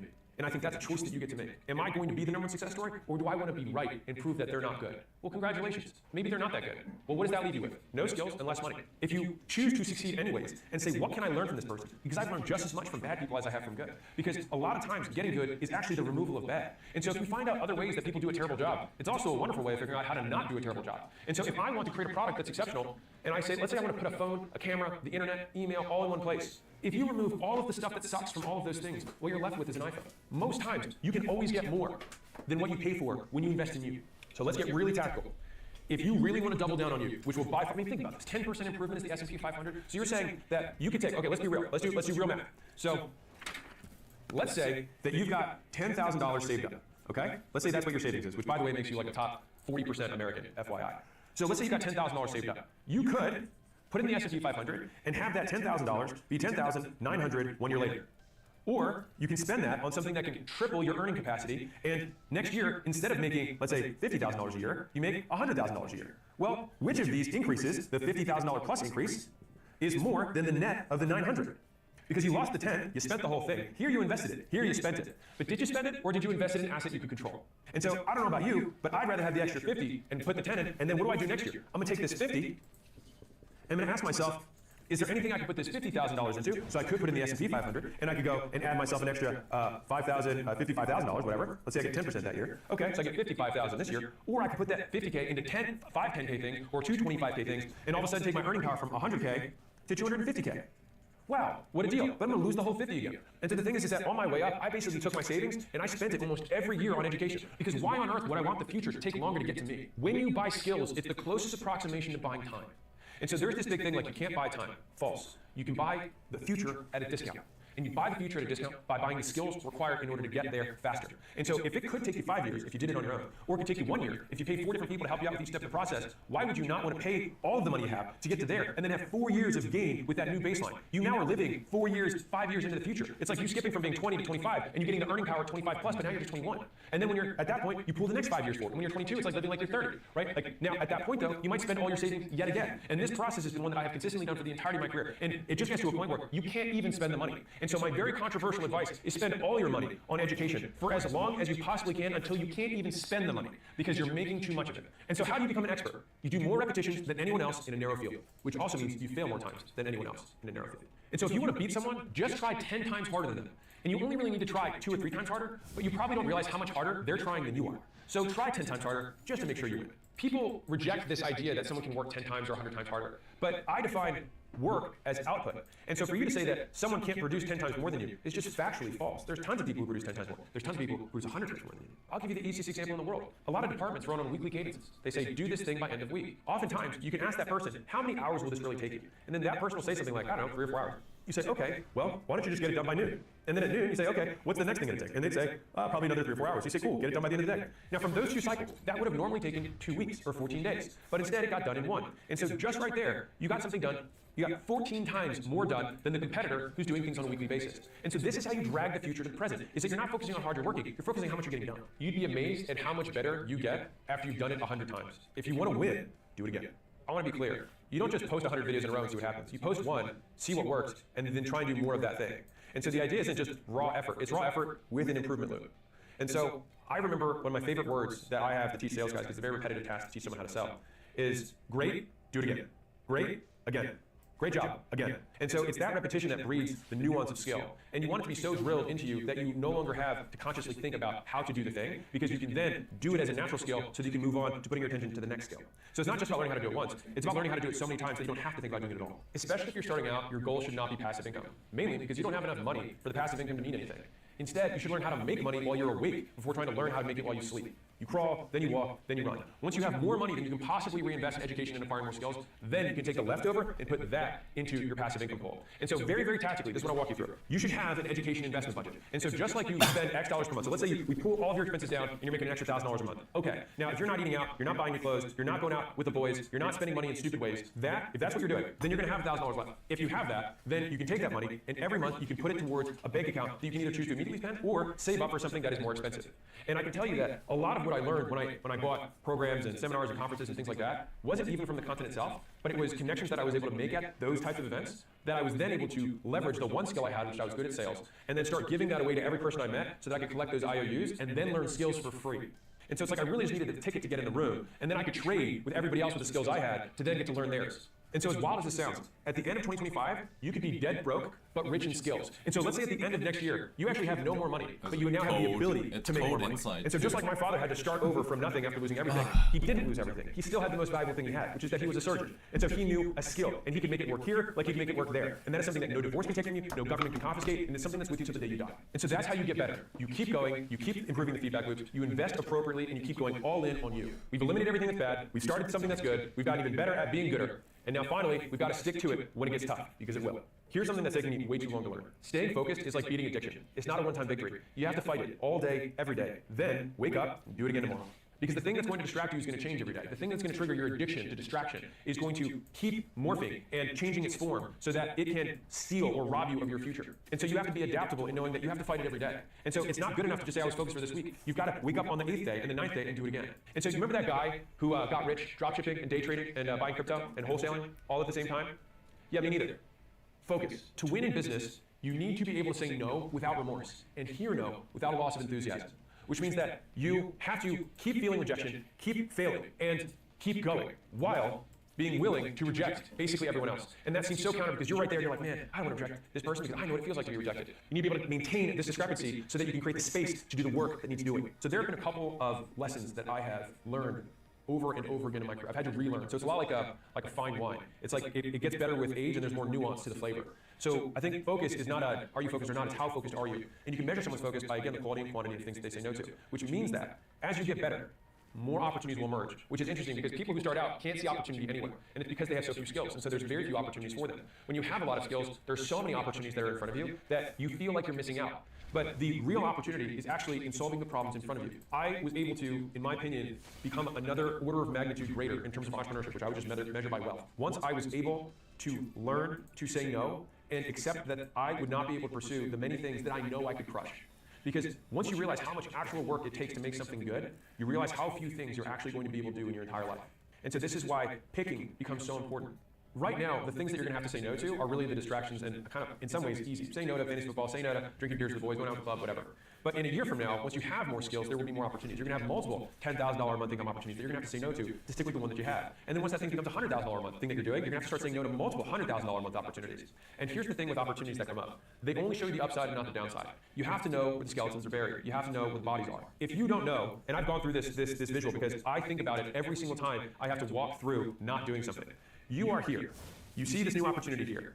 Then you understand the downsides here. Then you live the downsides. Then you experience the upside. Then you achieve your goal. And so this is the starting point. This is called uninformed optimism. This is now informed pessimism. This is the valley of despair. And this is where most people quit. But what they do is they don't even quit because they don't want to say they quit. What they do is they start another one of these things. And they say, oh, this is now my uninformed optimism. And then, oh, now I understand this more. But the thing is that they never actually get through to this upside. And so they just keep jumping from thing to thing to thing over and over again. And so the reason it takes so long is because you're in a rush. Big things don't happen on small timelines. Because you have to start from zero over and over again. And if you actually stick with it, it's actually the shortest way to get to where you want to go. It just takes longer than you think. Must be easy for you to say is probably something that you might think by watching this or listening to this. And I like to tell the story because in July of 2017 is when I started my podcast. And it was 90 days after I lost everything, the last time. And from that point until now, it's taken that period of time to get to over 1 million downloads a month. And for the first 3 years, and I was making multiple podcasts, we're talking 300-400 episodes. For the first few years, I never really cracked 3,000 downloads a month. And so I could say, man, why is it taking so long? But the real is that it took me that long to get good. It also, being extra real, took me that long to have proof on the outside that what I was saying is true on the inside. And right now, no one who listens to my podcast cares that it took me 7 years to get here. They just care that it's good today. And so people quit here when things get hard because the thought of something being hard forever is unbearable. They think that this line is just going to keep going this way forever. But it's not. Because once you fully understand all the bodies, where the skeletons are hidden, then you can actually start solving them one by one. The thing is that distraction only is distracting because you don't know what sucks about it. You might think you know what sucks about it, but you don't know what sucks about it. And so the big difference is you have something called declarative versus procedural knowledge. And so there's two types of learning. This is actually formal. This is from academia. So you have declarative knowledge, which is knowing about something. So if you go memorize a fact or you learn how private equity works, right? This is knowing about. The other type of knowledge is procedural, which is knowing how to. And so a lot of people mistake declarative knowledge for procedural. And so they mistakenly think that if they watch 10 videos on doing a private equity deal, that it means they understand how to do a private equity deal. Or they watch 10 videos on cold outbound, and they think it means they understand how to do cold outbound. Or 10 videos on sales, and so forth. But you're never really going to learn how to do it until you do it. And so you're going to learn more from your first 100 cold calls, your 100 cold knock-on doors, than you will from 100 books or videos that you watch. But I have good news. Nothing hard lasts forever. There's only 3 things that can happen. You either quit, it gets easier, or you get better. So no matter what, it always ends. You only lose when you quit before you see it all the way through. And I think that's incredibly encouraging. So no matter how hard, whatever it is that you're doing is, which by the way just means that your expectation doesn't match reality. But no matter how hard it is, you either quit, it gets easier because something changes externally, or you get harder, something changes internally. But no matter what, it will end. Think about it like you're mining for gold, right? You're chiseling away underground and you've got this pile of gold. You don't know how far away it is, but it's underground and you're digging towards it. This difficulty of swinging the pickaxe can end when one, you walk out of the mine and say, you know what, marketing doesn't work. Sure. The second is that all of a sudden you hit a soft patch and then you're like, oh my God, I'm digging so much faster now. This is great. And then you get to the gold. Or you just start swinging the axe harder because you get more muscle, you get more efficient with your movements, and you just keep chiseling away, even if it goes from dirt to rock. You just keep chiseling away at a slower pace, but you eventually break through and get there. But in all 3 of those scenarios, hard doesn't last forever. And so I'll give you a little rule of thumb that I've seen on how do I do more of what's working, right? How do I keep going?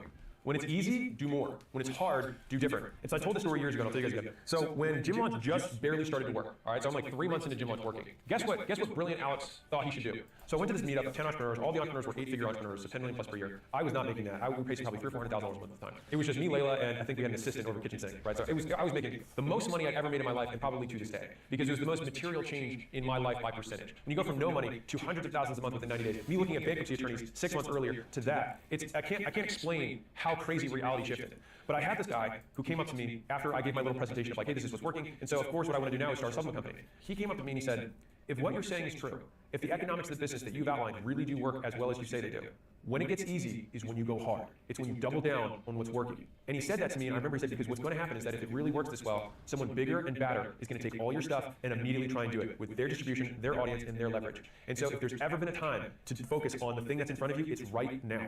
And I remember Layla and I felt this huge weight of pressure that started us at that point. Because literally, I think I was really content for like 6 weeks. And I was really thrilled. We just got married. We're 6 weeks into being, married. We're making really good money. She's 23, 24. I'm 26, 27. So like we're young. I was like, holy cow, this is amazing. Our rent, for context, was $1,200 a month. I was taking home $400, right? Like, and so I've always lived far below my means. At this point, though, we went back home with the devil inside of us in terms of the fear of us losing everything that we had. And so we basically worked around the clock like someone was trying to put us out of business. And the thing is that people did eventually. But by the time they did, we had gone so far ahead that they were way behind us because we were working against a hypothetical enemy who was trying to destroy us, not the ones that were actually mediocre and distracted. When it's easy, do more. Once it starts working, put the blinders on and hit the gas. And I would challenge you with this tactical setup. Right now, if you've never worked for 30 days straight, I would encourage you to try it. In China, there's something called the 996, which is basically the standard for Chinese tech work hours, which is you work 9 a.m. to 9 p.m. 6 days a week. That's the bar. And so I like to state that because we think we work so hard. That's just the average. And so I would encourage you, remember hard times, hard men, right? Good times? Well, we need to act as though it's hard times because if you don't, you're surely going to become soft. My challenge for you is work 30 days straight. Work 10, work 12 hours a day, 30 days straight. What you will realize at the end of this is one, how much work you can actually do. Two, that you're not going to die, you're not made of glass. And third, you'll know that you have that gear if the time calls for it. Now, I will be very real with you. I work more now than I've ever worked in my life, save maybe when I opened my very first gym. So I work in absolute hours more than I ever have, and I produce significantly more than I did then. And this year, I think I've taken something like 10 or 11 days off in 2024. I would measure a day off as any day where I worked probably fewer than 4 hours. I put this as context, and I had a security guard who was here at acquisition.com earlier this year, and he was talking to some of the younger guys on the team. And he said, you should never let Alex work more hours than you, because he's already ahead of you. And so if you want to catch up with him, certainly don't let him outwork you. Some of the hoodoo, mental health, whatever people are going to disagree with me. Also, don't give a shit. And so the thing is you can just go and make those mental health people happy, or you can get what the fuck you came here to get. You can do what you came to do. And I have found that in my life, I've got significantly more purpose and more drive from a long day's hard work, from earning my shower at the end of the day, than anything that I've ever had from a pleasure-seeking perspective. As much as it's great to go to the pool for a day and hang out with some people, or maybe just watch movies, as great as that may be, there's nothing that I get more fulfillment out of than knowing that at the end of the day that I worked 16 straight hours, that I have some product that I pulled out of my brain and into the world, that this thing got life now. Looking back on the best days of my life, it was those types of days. And so when I realized that, I stopped trying to satisfy what everyone else told me my life was supposed to be like. They're like, you should take vacation. I took my first vacation this year, and it was supposed to be a 2-day vacation, and Layla and I left after one. Because what happened was I got there at this beautiful resort, $5,000 or $10,000 a night, very expensive. And I say that just to say that it was ritzy, right? It was luxurious. I get there. I sit out on the back of this beautiful patio for this really expensive room, and I look out on this mountain view, and I think to myself, this is beautiful, and I don't care. I wish I felt something. And all I wanted was to get back in the game. And so I realized that even that little mini vacation was something that I had done because I thought it was an expectation. It was unspoken or spoken from someone else in my life. And so I have this quote that I live by, which is, if you don't know why you believe what you believe, it's not your belief, it's someone else's. At that time, it's like I had this belief that I should take a vacation. But why? Now, if I can't explain it, which I really can't, then I shouldn't do it. And now, I want to be very clear. This doesn't mean that there's no time for rest. But I like to think about the hypothetical extremes. I like to think about the 996 that is just the standard in China. And I like to think about people in the Middle Ages and the Dark Ages. They worked above their shop, and they didn't have, like the 7-day or 5-day work week is something that was invented in the last 100 years.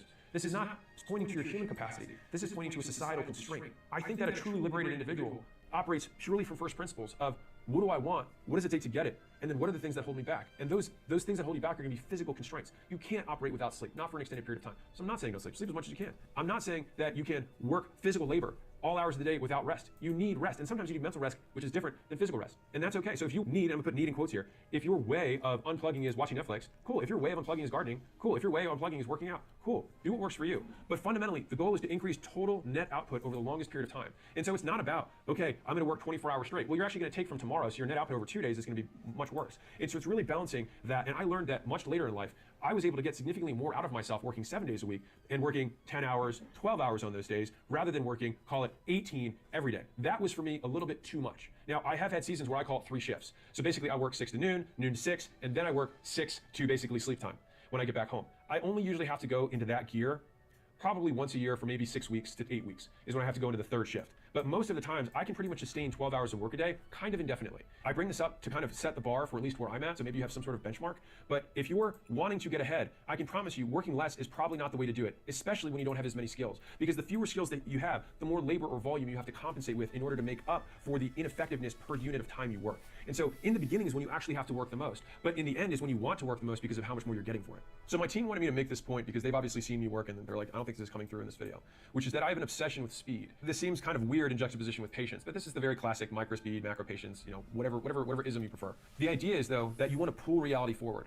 And so I always like to break things down, whether it's me or my team, into how many hours and minutes something's going to take. And then I like to stack those things back and forth. And rather than using arbitrary deadlines of, okay, let's get this done by next week, you use actual deadlines based on how long it should take. And then when you find out how long something takes, you then ask the next question, which is, how can I make this take less time? How can I automate this thing? How can I automate portions of this work? How can I give away chunks of this? How can I deem some of this unnecessary? And so that continuous cutting and pulling forward of tasks is how you can move so much faster through life and towards your goals. And so I have this weird mental belief that there's like this big path in front of me that I have all these skills that I have to achieve to hit these milestones. That is laid out on this time span. And so I reject the timeline, but I accept the skills. And so the idea is like, okay, it's like I'm a Pac-Man of like eating those little dots, and each of those dots is a skill. It's like I want to pull it towards me as fast as I can so I can ingest the skills and basically power up myself faster. Because I know that these skills are requisites. I can't move on to calculus without knowing arithmetic. I can't move on to calculus without knowing algebra. There's no way around it. But I can choose to learn algebra faster. And so then it's like, okay, what is required to learn algebra? Oh, and if I do more problems faster than the standard person, then I'll get there faster. And so if the class says, okay, I need you to do these 10 problem sets and they're due next week, well then how long does it take for me to do those problems? Maybe 30 minutes. Then why can't I do my second lesson 30 minutes later and then do another 10 problems and do my third lesson 30 minutes after that and do another 10 problems? Well, if that's the case, then I can do an entire year's worth of work in a week. And this is how, in my opinion, pulling forward is one of those things that I've seen so many of the most successful entrepreneurs do, is they simply question timelines aggressively and ruthlessly eliminate any waste or gap between the actions required to win and everything else. Honestly, I think the things that I'm working on right now for my skills are I'm learning how to reinforce cultural norms across a company that continues to scale, which I define as the rules that govern reinforcement in an organization. That is the culture. And those are both spoken and unspoken rules. And when I say rules, I mean when someone does this, they get a pat on the butt. When someone does this, they get chastised or they get a ding, right? And the thing is that people like to say they have a good culture here, but the culture is 100, 1,000 unspoken rules, and that's why it takes people time to learn and figure out what the culture is when they go somewhere new. You can give someone a list of 100 rules, and if you were very granular, you could figure it out. The problem is that the culture changes based on the people who change the reinforcers. And so that means that the culture in a team could be different than the culture in the company because the person who's closest to them manages it differently. And so that changes the behavior. And so that's why a sales team can have a different culture than a marketing team, a different culture than a finance team, a different culture than an HR team. And so I'd say right now, a big focus of mine is trying to standardize the rules that govern reinforcement across an organization that scales and making sure that everyone is aligned with that style of work. The second thing that I'm working on right now is basically the highest level of recruiting. And recruiting and talent is actually kind of like focus, where it's one of those skills that I don't think you ever master. You just keep learning how many more levels there are to it. It's like right when you finish it, you realize that you're at a sub peak and there's actually another peak beyond it, the missed lifts, and then you see the next steps. And so, like focus, I thought, I was focused at $100,000 a month because I could turn these opportunities down. And then you got some even sexier opportunities. You got to learn how to say no to those. So the same thing happens with talent, is that you're willing to tolerate a certain amount of mediocrity at one level that is no longer tolerable at a level above that. And the types of people that you bring in, you have a higher standard, a higher bar for those people, and attracting them in the process associated with getting them to buy into your culture, your vision, and getting them to take their skills and apply them to your opportunity is a skill set that I am working on now, because fundamentally I have a belief, which is the best talent is always yet to come. And that's predicated on the idea that if I get better, my opportunity will get better, and that will attract more people and better people. And I bring this up because I basically want to translate one thing, which is that the reinvestment in learning skills never ends. And so Charlie Munger said this: you just have to be a lifelong student.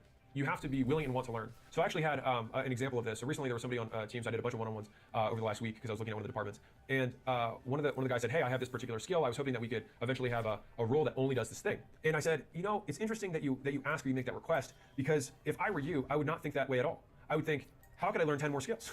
Rather than how can the organization meet my demands? It should be, how can I let my skills meet the demands of the existing business? It's asking reality to meet you where you're at, rather than meeting reality where it is. And I think that too many people do this. Why can't the world be more convenient for me? Well, the world is uncaring and doesn't care about you at all. And underpinning that statement is the entitlement, is the expectation that it somehow should. And I think that is a poverty lens. And so the wealthy accept the world for what it is and then choose to maximize and adapt. Everyone else tries to stomp their feet and throw tantrums and say how it's not fair. And they're right. And so what? There's a Haitian proverb that has nothing to do with cats and dogs that I think is relevant right now, which is, behind mountains are more mountains. Goals aren't finish lines, they're mile markers. And I think that's a great mental frame, which is that you think that your goal is to get to $10,000 a month, or $100,000 a month, or $1 million a month, or $10 million a month, whatever your goal is. And I can promise you, having hit those, you just move it again. The mist lifts when you get there and you realize there's another mountaintop. But where people lose their way is when they start listening to people at the bottom of the mountain who see them at the subhead and say, you weren't happy last time when you got to the last peak. Why are you gonna be happy the next time? But that's under their assumption in their poverty lens that you did it to get to the mountaintop. You did it for the climb, and they'll never understand that, and don't expect them to. I remember I was trying to understand this person who had made this really irrational decision, and I kept thinking, like, how does this decision make sense? And I was talking to my father, actually, and he said, you're trying to apply logic to someone who's illogical, and that itself is illogical. And I remember thinking about that, is that, like, there are these people in our lives that say these things that you're like, I don't understand why they'd say that, and then you try and make sense of it. But the effort of trying to make sense of somebody who doesn't make sense is nonsensical. And so if it doesn't make sense to you, ignore it, because they're gonna disappear anyways. One of the things that has been true in my life is that the lazy don't know how to start, the losers don't know how to finish, and the legends don't know how to stop. And if I look at that, the lazy, the losers, the legends, I know which one I would rather be. And I also say that as somebody who doesn't believe in legacy or anything after we die. So this is tactical. Find what works, do more of what works, find the thing that's preventing you from doing more of what works, solve that thing, and get back to doing more of what works. Then repeat.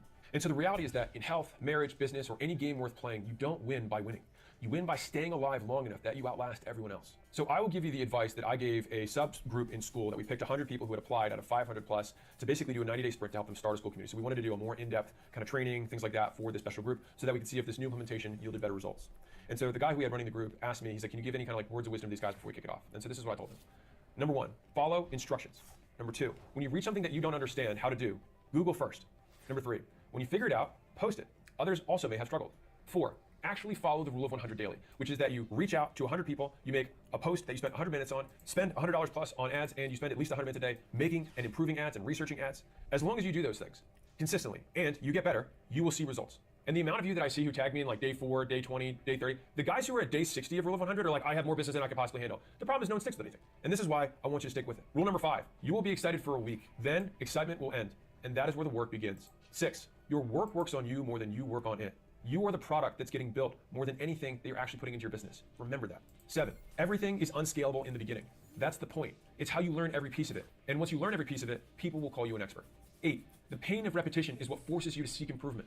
When you figure out ways to get more for what you do, you've gained skill. People want to avoid the pain. One of my favorite bodybuilding coaches, Milo Sarchev, talks about this in the context of how to grow a muscle. He says, find the pain. And then he'll just shout, he'll be like, suffer, suffer. He's like, stay there, find the pain. Because the thing is that pain is what forces you to change. And so if you encounter the pain and then say, oh, it's not working, that's the pain that you need to lean into, because when it's not working is what will force you to do an improvement. And that's how you get good at making better content, get good at making better ads, get good at having more effective reach outs on different channels, whatever. It's that pain that forces you to improve. 9, if you complain, you are dead to me. And I said this because I believe it. Like, there is nothing weaker and more helpless and that has lower agency than someone who simply complains about what has occurred. It's something that happened in the past or is in front of them in the present, and regardless, complaining literally does nothing. It's a net zero. It's a net loss. You both lose the energy that you could have spent improving, and you also lose respect from every single person that you complain to. And they will associate the complaints with you. They won't remember what you complain about, only that you complain. 10, literally thousands of people have already succeeded. You are not special. Repeat the same activities, and you will be able to repeat the same outcomes. Before you make a conclusion that something doesn't work, I want you to state the objective truth of what you're claiming. You're like, Facebook ads don't work. Sure, so the $400 billion a year in advertising that gets spent on Facebook just somehow doesn't work. People aren't doing it because it's not working. Cold outbound doesn't work. Yeah, so the gazillion companies that do 10,000 emails, 10,000 calls a day, it doesn't work. What you have to reframe it as is, I don't know how to make it work. I am not good enough to know how to make it work. Because you're not making as much money as you want because you're not as good as you think you are. 11, write down every reason that you're going to stick with it. Put it in front of you and revisit it when you need a reminder of why to stick with it. 12, business is shockingly simple but surprisingly hard. The hard comes in the form of consistency. The moment you don't want to do it or just skip today is the day you realize what hard actually feels like. Learn to endure, overcome. 13, just win. Because at the end of the day, all of this hardship will be forgotten. It will fade into your memory. And so know that as you're going through it, you're actually just going to disproportionately in your memory remember the good stuff and not the bad stuff. I only have a few glimpses in my memory of the time when I was sleeping on the floor and I had my gym and I was getting started and I remember being so tired that like a good night's sleep couldn't fix it. I remember that, but it's almost like I remember the words that I told myself more than I even remember the experiences because it was so long ago. Things will get better and you will remember the betterness more than you remember the suffering, because the betterness will carry over in today, which will always be fresher for you than how long ago the suffering may have been. The best time to work on improving your business was last year. The second best time is today. So you might as well get started. So if you're a business owner and you'd like to scale, I'd like to invite you you out to my headquarters for one of our scaling workshops, where we help identify and solve your number one constraint, so you can start the year with lots of momentum. So it's 2 days, again, at my headquarters with my team, talking about your business. And so if that sounds at all interesting, click the link below, book a call with my team, and if you're fit, we'd love to see you out here. Most of my success in business has come from finding and exploiting unfair advantages. Here are 15 lessons on finding and leveraging yours. So let's start with number 1. Pain is the price of progress.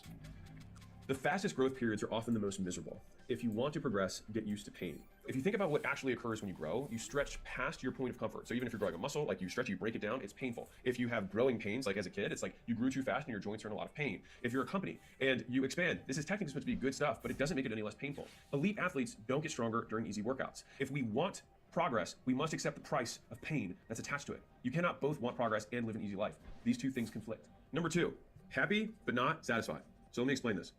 So you're allowed to be happy before you hit your goal, just not satisfied. And so there's a very big difference between being content with your life, content with your work, and complacent, meaning you're not going to take any more action. There's this great Haitian proverb, which is, behind mountains are more mountains. It's kind of like, after every peak, you can just see more peaks ahead of you. The work works on you more than you work on it. For me, I remember I had a year that I basically went in retirement trying to figure out what I wanted to do. And the thesis that I came out with was that hard work is the goal. And so the fact that there's something that happens as a result of hard work is really just a secondary effect. It's a consequence. But the goal is the work itself. I had a friend this morning who messaged me, they're like, why do you still work? And I was like, because it's the thing that I enjoy doing most. And when I looked back on my life, when I didn't work, I was bored and felt depressed. And when I do work, I am stressed, but I do have moments that I really enjoy as well. I took this as a kind of a foundational truth for me, not for everyone, that there's misery on both sides. So I might as well be productive and useful. And the only way to be productive and useful is to be happy about the process, but not satisfied, so you can continue to provide value to the world. Now, number 3, ignore critics. Now, this is probably easy to say, hard to do. So let me break this down a little bit more. So, friendly reminder that most people are fat, poor, pansies. Don't listen to them when they try to deter you from doing whatever it takes to succeed. So the average person will always try to keep you average. It makes sense that if you want to be extraordinary, you will do things that an ordinary person would see as extra, right? And so a lot of people, this is the really hard part that I had to come to terms with, is that a lot of people want to see you fail because it justifies the risk that they chose not to take. We always have to think about listening to the people who are closest to our goals, not closest to us. And if you want a more violent version of this, your critics are going to eventually die. And their opinion isn't going to matter then, which means it probably also doesn't matter now. So might as well do what you wanted to do originally. Number 4, selective productivity. Productivity comes from all the things that you choose not to do. I'm going to define 2 more terms for you because I think it's important. I see commitment as the elimination of alternatives. So if I get married, then I eliminate all alternatives to the person that I'm married to, right? That is commitment, right? Which is very similar to focus. Focus, if you think of the hypothetical extreme of focus, is that somebody does literally nothing but one thing. So they don't eat, they don't sleep, they would eventually die, but they would be 100% focused during the time that they were alive, right? Obviously, we have to put a couple of things in. You have to eat food, you have to sleep, right? But the most focused person does the fewest things outside of the thing they're focused on. Focus is about the number of things that you say no to. Having this framework is, in my opinion, more powerful for productivity than just about anything else, right? People are always trying to figure out like productivity hacks, but they want to add things to their lives to become more productive, which is completely counter to what focus even means. It's getting rid of everything that's not the thing is how you focus. Now, part of that also means environmentally, right? So if you like have a window that you look outside of, and you've got people who walk past your office, and people get knocked on the door, and you've got Slack notifications, of course you're not focused because all of those things are not the work. So I'm going to give you an analogy here. So imagine there's a wall that you have to get over, all right? You have to get a critical mass to get above this wall, right? And so you start putting up, these ladders against the wall to try and climb over the wall. All right, this should make some sense. But as you try to build up the little rungs of the ladder, so you put 4 rungs up. Well, you're not going to get the critical mass required to get over the hump to actually get the success you want. But the idea, the fallacy is that, I'll just do all 3 or 4 of these things and I'll see which one works. When the reality is that any of them work, but none of them will work unless you work on one. And so we have to take these 4 rungs that we're able to build and say, you know what? We're not going to do that. We're going to put that rung here because I'm going to take that time. Then I'm putting for my second opportunity to put it here. I'm going to take this rung and put it right here. And then I'm going to take this rung. And what do you know? I can get over this hump on top, and I can get to the other side of the wall, which of course is where all the money and all the happiness and all the the girls with beautiful hair. Look at this beautiful hair, right? This beautiful. Now she looks like a bug. Anyways, there you go. What's crazy is that this literally happens at all levels of business. Like people who are starting out trying to start 5 things, people who are like their 2nd or 5th year. I talked to a guy last night who has a really good business, really good margin, 50% margins, has great revenue retention. He was in cyber security. People stay with him, people pay. He has no problem getting customers. He has no problem delivering them. I was like, what's the problem? He's like, me. He said, I get bored. He's like, I just want to start more things. And I'm like, yeah, you got to stop that. Like, it's like the thing is think about how much more successful you'd be. So zoom all the way out. Think of somebody who gets better every single year and works on the same project for 20 years. You'd be like, my God, that guy's probably really fucking good. And what's interesting about this is that it doesn't matter what project the person works on. You do 20 years of reps and you do nothing else, you're going to be good. And so if you know that that's a fact, that's a certainty, that you're going to be good at 20 years of practice, then the objective is to just get 20 years of practice in one thing and stick with it. So like your plans aren't working because the plans are wrong. The plans aren't working because you're not working on the plan. The hard part about the plan is not creating the plan or even following the plan, it's sticking with the plan. That's the hard part. All right, number 5, fear versus regret. So change is scary, but so is regret. And so the life you live depends on the one you fear most. The more successful version of yourself also has fear. It's just that your fear of regret is greater than your fear of rejection. Think about that for a second. I'm gonna say it one more time. Your fear of regret must supersede, must be bigger, must be greater than your fear of rejection. And so I remember when I quit my management consulting job, which took me 6 months. So I'm not saying this from a pedestal. It took me 6 months. I decided I wanted to quit. It took me 6 months before I actually quit. By the way, you can measure how powerful someone is by the distance between when they make a decision and what happens in reality. So if you want to feel impotent, then take as long as you possibly can between when you make a decision and when you act on that decision. Now for me, it was 6 months. And all I did was I called my friends up every night. I was like, I'm gonna quit my job, I'm gonna start a business. And we talk every night, literally every night. And I'd be pacing in my condo like, I'm gonna do it. And I wouldn't do it. I was too afraid. I was too much of a scaredy cat. But the thing that got me over the hump was this. Number one, I knew that when I looked back on my life, if I never took the jump, I would have been ashamed of myself. And I would have felt like I was a pansy. I was like, I can't die a pansy. I have to be able to make a jump. Number two, I played out plan B, which is, okay, let's say I actually completely fail. What happens? I was like, well, I'm not really gonna be homeless. I know enough people that I can get food, right? I was like, okay, so I'd probably just couch surf. I'd have a little bit of shame. But at the end of the day, what would I really do? Well, I could always apply to get the job that I had back. Or I could just go to another place with an experience or a story that would set me up for something cooler later. And so all of a sudden I was like, wait, so my plan B is that I just have a cool experience that I could talk about at a job interview or to go to business school? Okay, that doesn't actually sound that bad. And so there's this huge amorphous fear, but I've just noticed in my life that fear only exists in the vague. It doesn't exist in the specific. If you're afraid of something, try and break it into pieces and spell it out. Play out the next 2 or 3 steps. Because all of a sudden, if you're in the developed Western world, the downside risk is not really real. Like the only real downside risk is the opinions of other people who will say that you failed, who you don't care about anyways. But like, you think you're going to die, but you're not. You're just gonna learn some stuff, and you'll be like, oh, maybe next time I'm not gonna make that mistake. And that's it. And I say this, and it's easy for me to say, but it took me 6 months to figure this out. But I do remember my final straw was the realization that I had at the time, no girlfriend, no kids, and I had no real, financial responsibilities besides like eating and having a place to live. I said, if I can't make the decision now because it feels too risky, I will never be able to make the decision. Because if other people rely on me, now some of you are in a position where people do rely on you, and you're like, well, Alex, I've got people who rely on me. Yeah, I would say that it makes it harder. And what now? Harder, and so what? But for me, that was the thing that got me over the hump. It was like, if I don't do it now, I'm never gonna do it. I'm never gonna have fewer responsibilities. And to play this out a little bit more, if you have people depend on you, their dependencies on you might increase. And so if you can't do it now, you still might as well do it, right? Because it's only gonna go one way. Number 6, persistence creates timing. So you can time everything perfectly if your intention is to never stop. I'm gonna say this one more time.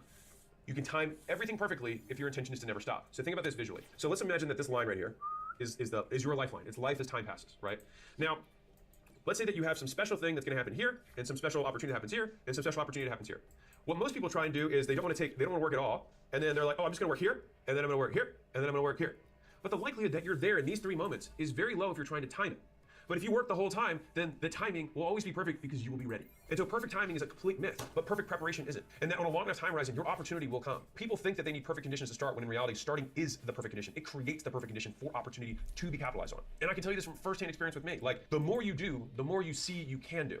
And so opportunities multiply with skill. And so the better you get at doing stuff, the more things you know you would be able to do and win at. And so the goal is to gain as many skills as possible so that you have access to the maximum number of potential opportunities. A lot of people are thinking that, oh, I'm gonna wait for the right moment. But when you have unlimited skills, like Elon can go do whatever he wants. He could build a city in the middle of the ocean. And so he could do that. He has the skills because the world of opportunity is open to him. He also spent all of his younger years just developing all these different skills and becoming a polymath across all these different things. Independence, political stuff, put it away. The point is the guy's good, all right? And so the goal is to get good, and then you'll never have a shortage of opportunities. Number 7, envy versus effort. All right, let me break this down. If people worked for their goals as hard as they envy others for achieving them, they would already have achieved them themselves. So think about the amount of mental effort that goes into the hate that people spew out, the envy for wanting other people's stuff. I'll give you a couple hard truths about this. Number 1, no one is doing as well as you think they are. So by comparison, you're actually better off than you think. Number 2, you don't win by beating people. You win by growing into your potential and then allowing them to shrink into irrelevance by consequence. 3, and guess what? Your biggest threat is not your competition. It's a mediocre version of you that never realized what you could become. And as pithy as that may sound, it's also true, right? A lot of people think it's like, oh, that guy's doing really well. It's like his doing well changes nothing about your reality. Something really ironic that I noticed is that the people who get copied the most by their competition are the people who ignore the competition who are copying them. Fundamentally, you start by focusing on the customer, and if you always put the customer first, everyone will copy you because you're actually doing the thing that will work, which is focusing on the customer. And there's a lot of weird things in life like that, where like it's the opposite is what you think. Like, oh, I'm gonna look at everyone else. It's like, no, just do what matters most, and then people who don't know how to think will just copy you. The real threat is that no one copies you at all because you're doing nothing. If you take all this effort that you put into comparing yourself to other people, that you look to kind of like tearing them down sometimes, even in your mind, let's be real, maybe don't say to other people, but in your mind you're like, whatever that is, whatever that feeling is, just do that towards you not being good enough. What happens is that when you do that, all of that effort, all that energy goes into improving yourself rather than tearing down somebody else. And only one of those things will help you. Number 8, hard conversations create opportunities. Hard truth. Everything you want is on the other side of a few hard conversations that you have been putting off. People either grow to their potential or they keep living the same 6 months of their life over and over again. And the difference is how many hard conversations you're willing to have and how fast you have them once you realize you need to. You shirk away from this, and I get it. I'm somebody who for a very long time had a hard time having hard conversations. I literally traveled across the country before I told my dad that I lied. All right, I get it. So if you think having uncomfortable conversations is hard, just wait until you see the result of not having them. it will be harder. Basically, the struggle is that you have short-term pain versus long-term pain. And long-term pain, I call regret. Comfort is short gain. Regret is long pain. Fear is short pain. Fulfillment is long gain. You want to trade short pains for long gains, not short gains for long pains. It's not the safe bet. It's a guaranteed loss just later. All right, so I'm gonna spell this out. This is short pain. This is long pain. This is short gain. This is long gain. You want to trade short pain for long gain. That's the goal. It's the best trade. Number 9, endure. There's a reason that when I gave instructions to some of the new business owners who were going to start, putting a community on school, one of the sole instructions I gave them was learn to endure. And so the fastest way to become the person you want to be is to put yourself in a situation where you have no choice but to become them. You'd be amazed at what you can endure when you have no choice. For me, when I signed my lease for my gym, I had $5,000 in my bank account. The rent was $5,000. I had never really made money before. And so I was like, oh wow, how does this work? If I made 100% of the money that I'd made in my job, I would have been able to pay rent and have no food or anything else. But one of my favorite flavor texts on Magic cards is necessity is the mother of invention, right? It's the constraints that create the innovation that is required to get you out of the constraint, to get you out of the hard time. And so when I think back on human history, sometimes we think the things that we're going through are hard, but they're certainly much easier than things that other humans have endured. And how did they endure them? Well, when the only choice they had was die or endure, you tend to endure. Number 10, results, excuses. This is not going to be a big surprise here. The thing with excuses that's interesting is that they may be valid. And I think that's the part that people struggle with. Is that they're like, yeah, obviously results matter more excuses, but insert special snowflake. The thing is that you might be right. And I just like this quote from Layla. She says, it's not your fault, but it is still your problem. You still have to do something about it, or you can just wait and say, you know what, I'm going to continue to not live the life that I want until I die. And everyone will be like, oh yeah, he had an excuse. That's why. Right? Is that what you really want? Is that people are like, yeah, he had an excuse. That's it. It's a weird thing to want a permission slip for mediocrity, which is fundamentally what excuses are. You just want permission from everyone else to still get respect without the outcome because of your extenuating circumstances. And the thing is there's a ton of allure, but the only person who actually believes that is you. People might not along, the people who love you might say, yeah, you know what, you are special snowflake, your mama might still love you. But you're not gonna earn anyone's respect. And I think you certainly won't earn the respect of the person that matters most, which is you. Because you'll always know that you could have done more, that you could have done better. That's the one that keeps me up. I have a saying that I tell myself a lot when I'm doing something that I don't want to do. And it's, I will do what is required. It's not about doing your best. It's about doing what's required, because what's required might be better than your best is right now. The good news is that your best can get better. So number 11, this one's real, all right? The hard way is the easy way. You're like, how does that work? The hard way is the easy way because the easy way never gets you there. So think about it. People always are looking for the shortcut, but you have to accept a very simple truth, which is that the shortcut never actually takes you to the place that you're trying to go. And it's because it's rarely one big thing. And I would postulate, fancy word, right, that there are a lot of shortcuts that exist in life. Wait for it. And everyone already uses those. And so whenever an actual shortcut gets found, all humans immediately do it, and it no longer becomes a shortcut. It's just a thing that everyone does, and it's not really a thing anymore. Like we learned how to tie knots. That was a big breakthrough. And then everyone ties their shoes, and they're like, oh my God, let me show you the shortcut to this. It's like, oh, you tie, like, oh my God, everyone does it, and it's like not a thing anymore, right? And so all the things that you want to have that most people don't have shortcuts. But the thing is so many people waste so much time, they literally waste longer than it would have taken the hard way, or the only way, to get there in search of the easy way that doesn't exist. And so the reality of this is that it's usually 100 small things that make days, weeks, and months hard. It's the never-ending onslaught of shit. And then you remember, after going through that onslaught of shit, that you signed up for this. But then again, you figured that it would be hard. And then you're reminded that this is what hard feels like. And so you keep going, because it's the only choice you have. I want to remind you that a lot of times what we imagine hard to be is different than how we experience hard, because the nature of hard changes too. And it's more of a limitation in how we describe hardship than it is, and I actually think there's a big problem with this. So it's kind of like Eskimos have like 7 different words for snow. I feel like I should have like 25 different words for hard, right? Like the amount of things that you go through. There's like lifestyle hard. Like, okay, so there's sacrifice hard of like you're giving up things that you enjoy. There's also like effort hard of like starting to do things that you hate doing, that you're not good at. There's risk hard of the fact that you could lose something that you currently have, right? That you have the chance of losing what you currently have. You have the uncertainty hard of the fact that you might be doing all of the sacrifice for nothing. There's lots of different flavors of hard, and each one of them presents at different times. And for some reason, when it gets a new kind of hard, it's a new 7th type of snowflake hard, then you're like, oh, this is different. But it's not. It's just that the thing that you grow comfortable with, then you conquer, and then you're exposed to a new level. And so I love this quote from Paul Graham. He said, if you want to make $1 million, you have to endure $1 million worth of pain. Fundamentally, in my opinion, the people who end up building, not inheriting, building tremendous wealth just have massive concentrations of pain. So don't go looking for the easy way, because it will never get you there.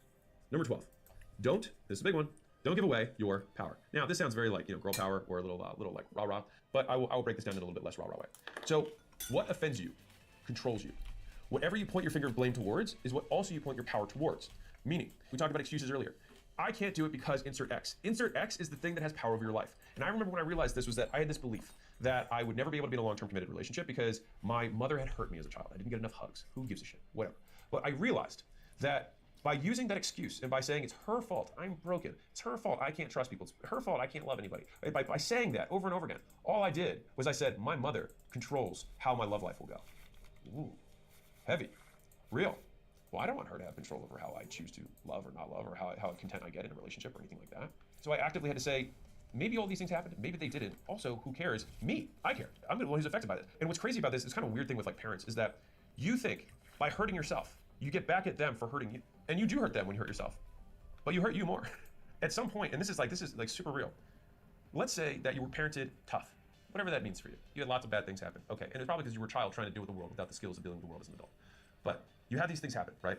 And on some level, you might believe that you becoming successful, you making it work, validates the way that you were parented. And so you have this conflict where you're like, well, I don't want them to think that they did a good job by me being successful. And so then you want to keep not being successful to prove to them and to hurt them for hurting you. And you stay there as long as you want them to control you. And so the day that you choose to control yourself is the day that you choose to divorce your results from the very viable reasons that you have to not win. You are right, and so what? Number 13, rejection versus regret. At some point, everyone needs to choose whether they'd rather risk rejection now or guarantee regret later. And so losers fear rejection, winners fear regret. And most attempts fail of anything. Failure is literally a prerequisite for success. And one of my favorite quotes of mine is greatness rejects all first-time applicants. And so it's kind of like that person that just is like, oh, I can't get a job. And you're like, well, what have you done? They're like, well, I applied somewhere. And you're like, what do you mean? And they're like, I applied somewhere. And you're like, and they're like, yeah, and I didn't get the job. They didn't call me. And you're like, you went to one place? And they're like, yeah. This is gonna be a really good analogy for somebody who's listening to this. Only for people who don't have a business yet. A lot of starting a business is the number of reach outs that you had to do in order to get the path, the job, the career that you want right now. So think about the amount of interviews, think about the amount of outreach, think about the amount of job ads, think about the amount of resumes that you sent out. Think about all of that. And all of that work got you what I would consider one sale. You got one person to say yes to you, and they would give you money for work. All right, now obviously within the context of an employee relationship, but fundamentally it actually works the same way. All you do in a business is the same thing. If you can handle that level of rejection, then you can handle the same level of rejection in a business. It's not actually that different. The question is whether you can handle that level of regret years later for not doing it. And I'll say this, one of the things that I've noticed between champions and everyone else is that everyone else is so excited when they win. They're so excited, by the idea of them getting first place. But there's a reason that they never get first place. It's because they're excited about it. The people who always and very consistently hit first place and win the championships are relieved because they tend to hate losing more than they love winning. And they expected to win because of the level of preparation they had compared to everyone else. Which brings me very magically to number 14, consistency beats talent. So listen to this. You can beat most people at anything if you just stick with it for a year. You can become competent at just about any skill in 20 hours. It's just that people will wait 10 years to get the first 20 hours logged. Right? Like if you want to learn how to play the first few notes of a guitar, you can learn in about 20 hours. Now, are you going to be Jimi Hendrix? Which Gen Z was a guitarist, Purple Haze, you can look it up. Anyways, the point is that people have this huge delay before they begin. And what makes things hard isn't complexity, it's consistency. And so as boring as it is, you just have to keep doing it before you get anything back. So one of my favorite quotes from myself is, the world belongs to those who can keep doing without seeing the result of their doing. You have to delay how quick you get a reward, how fast you need a cookie in order to keep going. I've been told that I'm decent at presenting and talking on stage in front of people. And what a lot of people don't see is that for years, I spoke with a microphone in front of a group of people, and I did it like multiple times a day, and I did that in the form of a fitness session. And so I had to literally stand on a box and shout around and tell people what they had to do, and I had to do that for years. And I remember when I had to get on stage for the first time, and I had, in high school, been very nervous to public speak. And as I was about to get up on stage, I was like, why am I not nervous about this? Like, this is weird. Like, I should be nervous. Like, why am I not nervous? And I was like, oh, I've done this so many times. Like, so many times. And I'm not talking about, Civil War history and Abraham Lincoln. I'm talking about stuff I know. Outwork your self-doubt through repetition, not affirmations. You don't do it through belief. You do it through stimuli habituation, which is just fancy words for saying you expose yourself to the bad things so many times they get used to it. It's no longer a bad thing anymore. It's just life. If you want to get over a fear, the way they do it is habituation. So if I wanted to get over, being afraid of spiders, I'm not afraid of spiders, but some people are afraid of spiders, right? If you want to get over that fear, you literally lock yourself in a room with a bunch of spiders, and all you do is you just have panic attack after panic attack, and you pass out, and you wake up again, the spiders are there, you pass out, you keep doing it eventually your nervous system adjusts, and 5 hours later, 8 hours later, you walk out of the room unafraid because you have habituated. And so the point of practice for all of these things is to habituate as fast as you can. And so we're trying to microwave that period of time. And the thing is, let's say it takes this many reps. You can have this many reps take you a year, or you can have it take you a month, depending on how dedicated you are to it. Number 15, have no shame. All right, now I have told this before, but my plan B was that I would drive Uber and Strip. Now I think part of that was because I wanted to, thumb my, whatever the Shakespearean saying, I bite my thumb at you, bite my thumb at my very respectable parents and say, like, I would take off my clothes for money. Now, of course, they would be horrified by that, but I think part of the reason I was okay with it was I was like, I'm gonna do it my way. I wanna be crystal clear here. If you have no money and you want to make money, you should have no shame. Knock, call, email, text, DM, ask. Life-changing doors do not open themselves. And sometimes I feel like shame was invented by people who have to prevent people who have not from taking action. Because all of this is just an illusion. What are you ashamed of? Trying? Like, let's play it out. Remember I said fear only happens in the abstract, not in the specific. So if you reach out to a stranger, no matter what happens, you always come out better than before because you either have a sale or you have an experience. Both make you better. And so the crazy thing about trying is that it has an asymmetric risk-reward return. So worst case is you get a no and you learn from it. You get better. Life gives you unlimited shots while you're alive. And so if you have nothing, like you're just basically cashing in lottery tickets and saying, oh my God, I lost what you're paying with this time. Fine. Pay more time, get more tickets, keep scratching. So do you know the difference between shame and guilt? Guilt is when you break your own rules. Shame is when you break other people's rules.